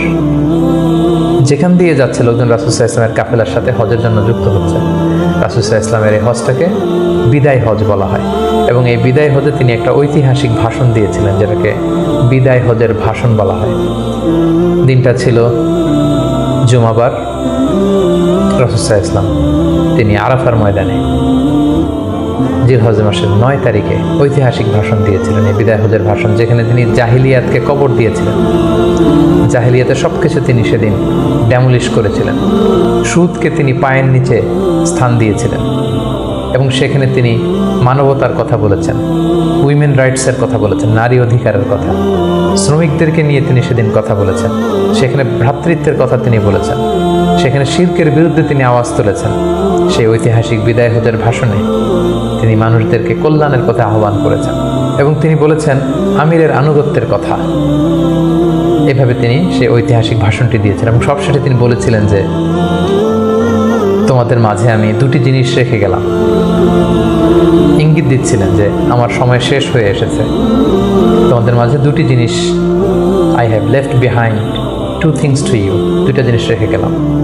এই দুইটাকে তোমরা যদি আঁকড়ে ধরো তোমরা কখনো পথভ্রষ্ট হবে না। একটা হচ্ছে কিতাব আল্লাহ, আল্লাহর কিতাব, আর আরেকটা হচ্ছে সুন্নাতা রাসূলিহি, রাসূলের সুন্নাত। এই দুটাকে যারা আঁকড়ে ধরবে তারা কখনো পথভ্রষ্ট হবে না। এবং সেদিন ইসলামকে পরিপূর্ণ করে দেয়া হলো। আয়াত নাজিল হলো, আল ইয়াউমা আকমালতু লাকুম দীনাকুম ওয়া আতমামতু আলাইকুম নি'মাতি ওয়া রাদিতু লাকুমুল ইসলাম দীনা। হে নবী, আজকে তোমাদের জন্য দিনকে আমি পরিপূর্ণ করলাম, তোমার প্রতি আমার নেয়ামতের বাড়িধারাকে পরিপূর্ণ করলাম এবং ইসলামকে তোমাদের জন্য দিন হিসেবে দিয়ে আমি আল্লাহ সন্তুষ্ট হলাম। এটাই ছিল রাসূল সাল্লাল্লাহু আলাইহি ওয়াসাল্লামের সেই ঐতিহাসিক বিদায় হজের ভাষণ এবং সেটি ঘটেছিল দশম হিজরিতে। হজ শেষ করে রাসূল সাল্লাল্লাহু আলাইহি ওয়াসাল্লাম মদিনাতে এসে তিনি রোমানদের বিরুদ্ধে যুদ্ধের জন্য রাসূল সাল্লাল্লাহু আলাইহি ওয়াসাল্লামের একজন প্রিয় সাহাবী উসামা বিন যায়েদ রাদিয়াল্লাহু তাআলা আনহুকে নেতা করে পাঠিয়েছিলেন, কিন্তু তিনি যেতে পারেননি। মদিনা থেকে বের হওয়ার কিছুদিন পরই তিনি শুনতে পেলেন যে রাসূল সাল্লাল্লাহু আলাইহি ওয়াসাল্লাম অসুস্থ। 11 হিজরির কথা। রাসূল সাল্লাল্লাহু আলাইহি ওয়াসাল্লাম অত্যন্ত অসুস্থ হয়ে পড়লেন এবং সেই অসুস্থতা থেকে তিনি আর সুস্থ হয়ে উঠলেন না এবং সেই অসুস্থতার কারণে রাসূল সাল্লাল্লাহু আলাইহি ওয়াসাল্লাম ইন্তেকাল করলেন। হিজরি 11 সনে রবিউল আউয়াল মাসের 12 তারিখ সোমবার রাসূলুল্লাহ সাল্লাল্লাহু আলাইহি ওয়াসাল্লাম এই পৃথিবী থেকে বিদায় নিলেন এবং তিনি আম্মাজান আয়েশা রাদিয়াল্লাহু তাআলা আনহার কোলের মধ্যে মাথা রেখে আম্মাজান আয়েশা রাদিয়াল্লাহু তাআলা আনহার ঘরের ভেতরে তিনি ইন্তেকাল করেছিলেন। ইন্তেকালের আগে তিনি বারবার বেহুশ হয়ে যাচ্ছিলেন এবং পানি আনতে বলছিলেন। পানির মধ্যে হাত ঢুকিয়ে তিনি চেহারার মধ্যে পানি লাগাচ্ছিলেন আর বলছিলেন, ইন্না লিল মাউতি লা সাকারাত, হায়রে মৃত্যুর এতই যন্ত্রণা, মৃত্যুর এত কষ্ট। রাসূল সাল্লাল্লাহু আলাইহি ওয়াসাল্লাম আম্মাজান আয়েশা রাদিয়াল্লাহু তাআলা আনহার হাতে মেসওয়াক দেখে, তার শ্যালক যখন মেসওয়াক করছিল তিনি সেখানে ফেল করে তাকিয়েছিলেন। আম্মাজান আয়েশা বুঝতে পেরেছিলেন যে তিনি মেসওয়াক করবেন। তিনি নিজ হাতে মেসওয়াকটি নিয়ে চিবিয়ে নরম করে রাসূল সাল্লাল্লাহু আলাইহি ওয়াসাল্লামের মুখে দিয়েছিলেন। তিনি ইন্তেকালের আগে মেসওয়াক করেছিলেন এবং তিনি ইন্তেকালের আগে বলেছিলেন, আসসালাত আসসালাত, উম্মতেরা নামাজ নামাজ, নামাজকে তোমরা ভুলে যেও না। ওমা মালাকাত আইমানুকুম, এবং তোমাদের কর্মচারীদের প্রতি, শ্রমিকদের প্রতি তোমরা অবিচার করো না। এই কথাগুলো বলে তিনি সর্বশেষ যে বাক্যটি উচ্চারণ করেছিলেন সেটি হচ্ছে, মা আল্লাযীনা আনআমা আল্লাহু আলাইহিম মিনান নাবিয়্যিন ওয়াস-সিদ্দীকিন ওয়াশ-শুহাদাই ওয়াস-সালিহিন, অর্থাৎ হে আল্লাহ, নবী, সিদ্দিক, শুহাদা, সালেহ তাদের সাথে যেন আমি থাকি। আল্লাহুম্মা ইলা রাফিকিল আ'লা, আমি আমার প্রিয়তম বন্ধু আল্লাহ তাআলার কাছে ফিরে যাই। এই কথা বলেই তিনি নিস্তব্ধ হয়ে গিয়েছেন এবং গোটা উম্মাকে দুঃখের সাগরে ভাসিয়ে খাতামুন নবিয়্যিন সাইয়্যিদুল মুরসালিন রাহমাতাল লিল আলামিন তিনি তার শেষ নিঃশ্বাস ত্যাগ করেন। এবং নবীরা যেখানে মারা যায় সেই জায়গাটি পবিত্র। নবীরা যেখানে ইন্তেকাল করেন সেখানেই তাদেরকে কবরস্থ করা হয়। রাসূল সাল্লাল্লাহু আলাইহি ওয়াসাল্লামকে আম্মা জান আয়েশা রাদিয়াল্লাহু তাআলা আনহার ঘরেই কবরস্থ করা হয়েছে এবং আজও মসজিদে নববীর পাশে সবুজ মিম্বারের নিচে পেয়ারা নবী আল্লাহর হাবিব সাল্লাল্লাহু আলাইহি ওয়াসাল্লাম মাহমুদ রাসূলুল্লাহ সাল্লাল্লাহু আলাইহি সাল্লাম সেখানে শায়িত আছেন। সম্মানিত সুধী, এ পর্যায়ে আমরা খুব সংক্ষিপ্ত পরিসরে রাসূল সাল্লাল্লাহু আলাইহি ওয়াসাল্লামের জীবনী থেকে আমরা কিছু লাইফ লেসন নিয়ে আসবো, যে আমরা কি শিখতে পারি রাসূল সাল্লাল্লাহু আলাইহি ওয়াসাল্লামের জীবনী থেকে। প্রথম যেই লেসনটা আমরা উল্লেখ করতে চাই সেটা হচ্ছে, রাসূল সাল্লাল্লাহু আলাইহি ওয়াসাল্লাম খুব বড় মনের মানসিকতার অধিকারী ছিলেন, বড় মনের, বড় হৃদয়ের অধিকারী ছিলেন। তিনি সবার জন্য ছিলেন। He use to think beyond the narrow borders. তিনি বড় হৃদয়ের অধিকারী ছিলেন, কখনো ন্যারো মাইন্ডেড ছিলেন না। উনি সবাইকে অ্যাকোমোডেট করতে চাইতেন। এজন্য আল্লাহ তাআলা বলেছেন যে, ওমা আরসালনাকা ইল্লা রাহমাতাল লিল আলামিন, হে নবী, আপনাকে আমি গোটা বিশ্ববাসীর জন্য রহমত করে প্রেরণ করেছি। তিনি শুধু আমাদের জন্য রহমত নন, মুসলিমদের জন্য রহমত নন, শুধু মুসল্লিদের জন্য রহমত নন, তিনি আলামিন, বিশ্ববাসীর জন্য রহমত। He is for all and his teaching is for all. রাসূল সাল্লাল্লাহু আলাইহি ওয়াসাল্লামের শিক্ষা, দিক নির্দেশনা, তার দেয়া হেদায়েত, এগুলো সবার জন্য। এটা আমরা জানতে পারলাম। দ্বিতীয় যে শিক্ষাটা আমরা পাই সেটা হচ্ছে, রাসূল সাল্লাল্লাহু আলাইহি ওয়াসাল্লাম সবসময় সঙ্গবদ্ধ জীবনযাপন করেছেন। আমরা যদি দেখি, মক্কাতে সঙ্গবদ্ধ, মদিনাতে সঙ্গবদ্ধ, যেখানে তিনি ছিলেন সঙ্গবদ্ধ ছিলেন। এবং আমরা যেন ইউনাইটেড থাকি, কোরআনের শিক্ষাটা তিনি বারবার বলেছেন, ওয়ালা তাফাররাকু, তোমরা বিচ্ছিন্ন হয়ো না, তোমরা আলাদা হয়ে জীবনযাপন করো না, বরং তোমরা সঙ্গবদ্ধ জীবনযাপন করো। রাসূল সাল্লাল্লাহু আলাইহি ওয়াসাল্লামের জীবনী থেকে আমরা এই শিক্ষাটাও পাই। 3 নম্বর যে শিক্ষাটি আমরা পাই রাসূল সাল্লাল্লাহু আলাইহি ওয়াসাল্লামের জীবনী থেকে সেটা হচ্ছে, তিনি পিস লাভার ছিলেন, শান্তিকামী। কখনো সংঘাতে, সহজে বিরোধে জড়াতে চাইতেন না, সবসময় শান্তি প্রতিষ্ঠায় তিনি অগ্রগামী ছিলেন। আমরা যদি দেখি যে কুরাইশদের সাথেও কিন্তু তিনি পিস ট্রিটি করেছেন, শান্তি চুক্তি। সাহাবারা রাজি হচ্ছিলেন কিন্তু তিনি করেছেন। মদিনায় এসে তিনি মদিনা চার্টার করেছেন, মদিনা সনদ করেছেন, ইহুদিদের সাথে একসাথে থেকেছেন, থাকতে চেয়েছেন, কিন্তু মদিনা সনদ ভঙ্গ হয়েছে যখন তারা বিশ্বাসঘাতকতা করেছে। তার মানে তিনি সবসময় শান্তির পক্ষে ছিলেন, শান্তিকামী তিনি ছিলেন। সো আমরা যারা নবীজির উম্মত বলে নিজেদেরকে দাবি করি, আমরা যেন সবসময় শান্তিকামী হই, আমরা যেন শান্তির পক্ষে থাকি, এটা আমাদের জন্য শিক্ষা। 4 নম্বর যে শিক্ষাটি আমরা পাই সেটা হচ্ছে, he was the flag bearer of justice. তিনি সবসময় ন্যায় বিচারের পক্ষে ছিলেন, ন্যায়ের পতাকাবাহী ছিলেন, ন্যায় বিচারের পতাকাবাহী। সবসময় ন্যায় যেখানে, সত্য যেখানে, ইনসাফ যেখানে, জাস্টিস যেখানে, তিনি সেখানে। তার প্রমাণ আমরা দেখি 20 বছর বয়সে তিনি যখন যুবক, তখন তিনি হেলফুল ফুজুল নামে যুব সংঘ করেছেন। উদ্দেশ্য কী ছিল? যে মাল মাজলুম দিদ্দাল জালেম, আমরা সবসময় মাজলুমের পক্ষে থাকবো, জালেমের বিরুদ্ধে। কোনো জালেম যেন কোনো ব্যবসায়ীকে, ভিনদেশিকে, কাউকে যেন ঠকাতে না পারে, মাজলুমের পক্ষে লড়বার জন্য তিনি এটা করেছেন। তার মানে ইনসাফ, জাস্টিস, ন্যায় পরায়ণতার পক্ষে তিনি সবসময় কাজ করেছেন। সো আমরা যেন সবসময় ন্যায় পরায়ণতার পক্ষে থাকি, এটাই আমাদের জন্য শিক্ষা। 5 নম্বর যে ব্যাপারটা আমরা দেখি যে, রাসূল সাল্লাল্লাহু আলাইহি ওয়াসাল্লামের পুরো জীবনীটা যদি আপনারা খেয়াল করেন, 40 বছর, তারপরে নবুয়তির 13 বছর, তারপর মদিনাতে 10 বছর, আমরা যদি দেখি যে সবসময় রাসূল সাল্লাল্লাহু আলাইহি ওয়াসাল্লাম একটা স্ট্রাগলের মধ্য দিয়ে গিয়েছেন। তিনি আল্লাহর নবী, শুধু নবী নয়, শ্রেষ্ঠ নবী, আল্লাহর হাবিব। তার কাছে কোরআন নাজিল হয়েছে, তার কাছে ওহী আসতো, আল্লাহর সরাসরি সাহায্য তিনি পেয়েছেন, আল্লাহর সাথে কথা বলেছেন। তারপরও তার জীবন কিন্তু স্ট্রাগল মুক্ত ছিল না, সবসময় তিনি স্ট্রাগলের মধ্যে দিয়েছিলেন। আমরা একটু স্ট্রাগল করলে হতাশ হয়ে পড়ি, একটু বিপদে পড়লে হতাশ হয়ে পড়ি। আমরা যদি রাসূলের জীবনী দেখি তাহলে আমরা বুঝতে পারবো না, হতাশ হওয়া যাবে না, ধৈর্য ধারণ করতে হবে, কারণ struggle is the part of our life. আমার নবী স্ট্রাগল করেছেন, তিনি সংগ্রাম করেছেন। সো সংগ্রাম আমাদের জীবনের অংশ, এই শিক্ষাটা আমরা পাই। 6 নম্বর যে শিক্ষাটি আমরা পাই সেটা হচ্ছে রাসূল সাল্লাল্লাহু আলাইহি ওয়াসাল্লাম ব্যক্তিগত জীবনে অত্যন্ত সৎ ছিলেন। ট্রুথফুলনেস ছিল ওনার গুণ, ট্রাস্টওয়ার্দিনেস অর্থাৎ সত্যবাদিতা এবং আমানতদারিতা, যে কারণে যে কুরাইশরা রাসূল সাল্লাল্লাহু আলাইহি ওয়াসাল্লামের বিরোধিতা করত তারাই রাসূল সাল্লাল্লাহু আলাইহি ওয়াসাল্লামকে উপাধি দিয়েছিল আস-সাদিক আল আমিন, সত্যবাদী আমানতদার। এবং তিনি যখন সাফা পাহাড়ের উপরে দাঁড়িয়ে বলেছেন আমি একটা তথ্য দিলে বিশ্বাস করবে, সবাই বললেন হ্যাঁ অবশ্যই করব, কারণ আমরা তো কখনো তোমার কাছ থেকে মিথ্যা বলতে শুনিনি। সুবহানাল্লাহ, চিন্তা করেন নিজের জাতিগোষ্ঠীর এত বড় অ্যাকনোলেজমেন্ট, সবাই এক স্বরে বলে উঠল মা জাররাবনা আলাইকা ইল্লা সিদকা, সত্য ছাড়া মিথ্যা তো কখনো শুনিনি। যেদিন তিনি হিজরত করবেন সেদিন তিনি তার ঘরে রাসূল সাল্লাল্লাহু আলাইহি ওয়াসাল্লাম আলী রাদিয়াল্লাহু তাআলা আনহুকে রেখে গিয়েছিলেন। কেন? কারণ ওনার কাছে মক্কার অনেক লোকেরা আমানত রেখেছিল, সেই আমানতগুলো বুঝিয়ে দিতে আলী রাদিয়াল্লাহু তাআলা আনহু 3 দিন সময় লেগেছিল। এত পরিমাণে ডিপোজিট ছিল, আমানতের বিভিন্ন জিনিসপত্র ছিল, সেগুলো আলী রাদিয়াল্লাহু তাআলা আনহু বুঝিয়ে দিয়ে তারপরে তিনি হিজরত করেছেন। কতটা আমানতদার ছিলেন আমাদের প্রিয় নবী। এবং ওনার এই ব্যবসায় আমানতদারিতায় মুগ্ধ হয়েই কিন্তু খাদিজা রাদিয়াল্লাহু তাআলা আনহা রাসূল সাল্লাল্লাহু আলাইহি ওয়াসাল্লামকে বিয়ের প্রস্তাব দিয়েছিলেন। সো তার উম্মত হিসেবে আমাদের উচিত সত্যবাদী, সৎ এবং আমানতদার হওয়ার চেষ্টা করা। 7 নম্বর যে শিক্ষাটি আমরা রাসূল সাল্লাল্লাহু আলাইহি ওয়াসাল্লামের জীবনী থেকে পাই সেটা হচ্ছে রাসূল সাল্লাল্লাহু আলাইহি ওয়াসাল্লামের একটা ফ্রেন্ডলি ইন্টারাকশন ছিল তার ফলোয়ারদের সাথে, good interaction with the followers. সাহাবীদের সাথে খুবই সুসম্পর্ক ছিল এবং সাহাবীরা কোনো পরামর্শ দিলে সেটা ভালো হলে তিনি আমলে নিতেন।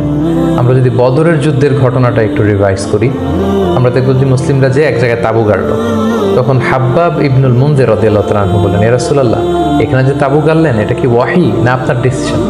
রাসূল সাল্লাল্লাহু আলাইহি ওয়াসাল্লাম বললেন যে না, আল্লাহ অর্ডার করেন, এটা আমার ডিসিশন। তিনি বললেন না ইয়া রাসূলুল্লাহ, এখানে তাঁবু গাড়াটা ঠিক হয়নি, আমাদেরকে অবস্থান নিতে হবে ওই জায়গায়, ফলে বৃষ্টির পানি আমরা পাবো, কুয়ার পানি আমরা পাবো, আর মুশরিকরা কুরাইশরা তারা পানি পাবে না, আমরা পানি পান করবো, ওরা পানির অভাবে মারা যাবে যুদ্ধ ছাড়াই। রাসূল সাল্লাল্লাহু আলাইহি ওয়াসাল্লাম বললেন তাই তো, চমৎকার আইডিয়া, তাহলে সেটাই করি, চলো চলো আমরা এখান থেকে যে হাব্বাব যেখানে বলেছে সেখানে তাঁবু গাড়ি। তার মানে কতটা ফ্রেন্ডলি একটা ইন্টারাকশন ছিল ফলোয়ারদের সাথে। আমরা যদি খন্দকের ঘটনাটা দেখি, যে বিশাল যে পরীক্ষা খনন করা হলো, এটা কিন্তু সালমান আল ফারিসি রাদিয়াল্লাহু তাআলা আনহুর পরামর্শে তিনি করেছিলেন।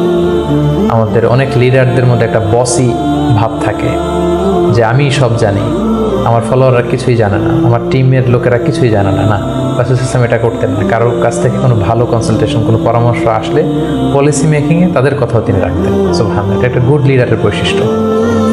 8 নম্বর যে শিক্ষাটা আমরা পাই সেটা হচ্ছে রাসূল সাল্লাল্লাহু আলাইহি ওয়াসাল্লাম হেভিলি ফোকাসড ছিলেন তার মিশনে, এক্সট্রিমলি ফোকাসড রাসূল সাল্লাল্লাহু আলাইহি ওয়াসাল্লাম ছিলেন। সেই যে মক্কায় তিনি তাওহীদের বাণী প্রচার করতে শুরু করেছেন, রিসালাতের বাণী প্রচার করতে শুরু করেছেন, আখিরাতের কথা মানুষকে প্রচার করতে শুরু করেছেন, তার যে দাওয়াতের ফোকাস, এই ফোকাস থেকে কোনো প্রলোভন, কোনো লোভ, কোনো স্ট্রাগল, কোনো বিপদ রাসূল সাল্লাল্লাহু আলাইহি ওয়াসাল্লামকে এক চুল পরিমাণ নাড়াতে পারেনি। সো আমরা যদি জীবনে সফল হতে চাই আমাদের ফোকাস ঠিক রাখতে হবে। ফোকাস থেকে আমরা নড়ে গেলে কিন্তু আমরা সফলতার দেখা পাবো না। 9 নম্বর যে শিক্ষাটা আমরা পাই রাসূল সাল্লাল্লাহু আলাইহি ওয়াসাল্লামের কম্প্যাশনেট অ্যান্ড মার্সিফুল অ্যাটিটিউড।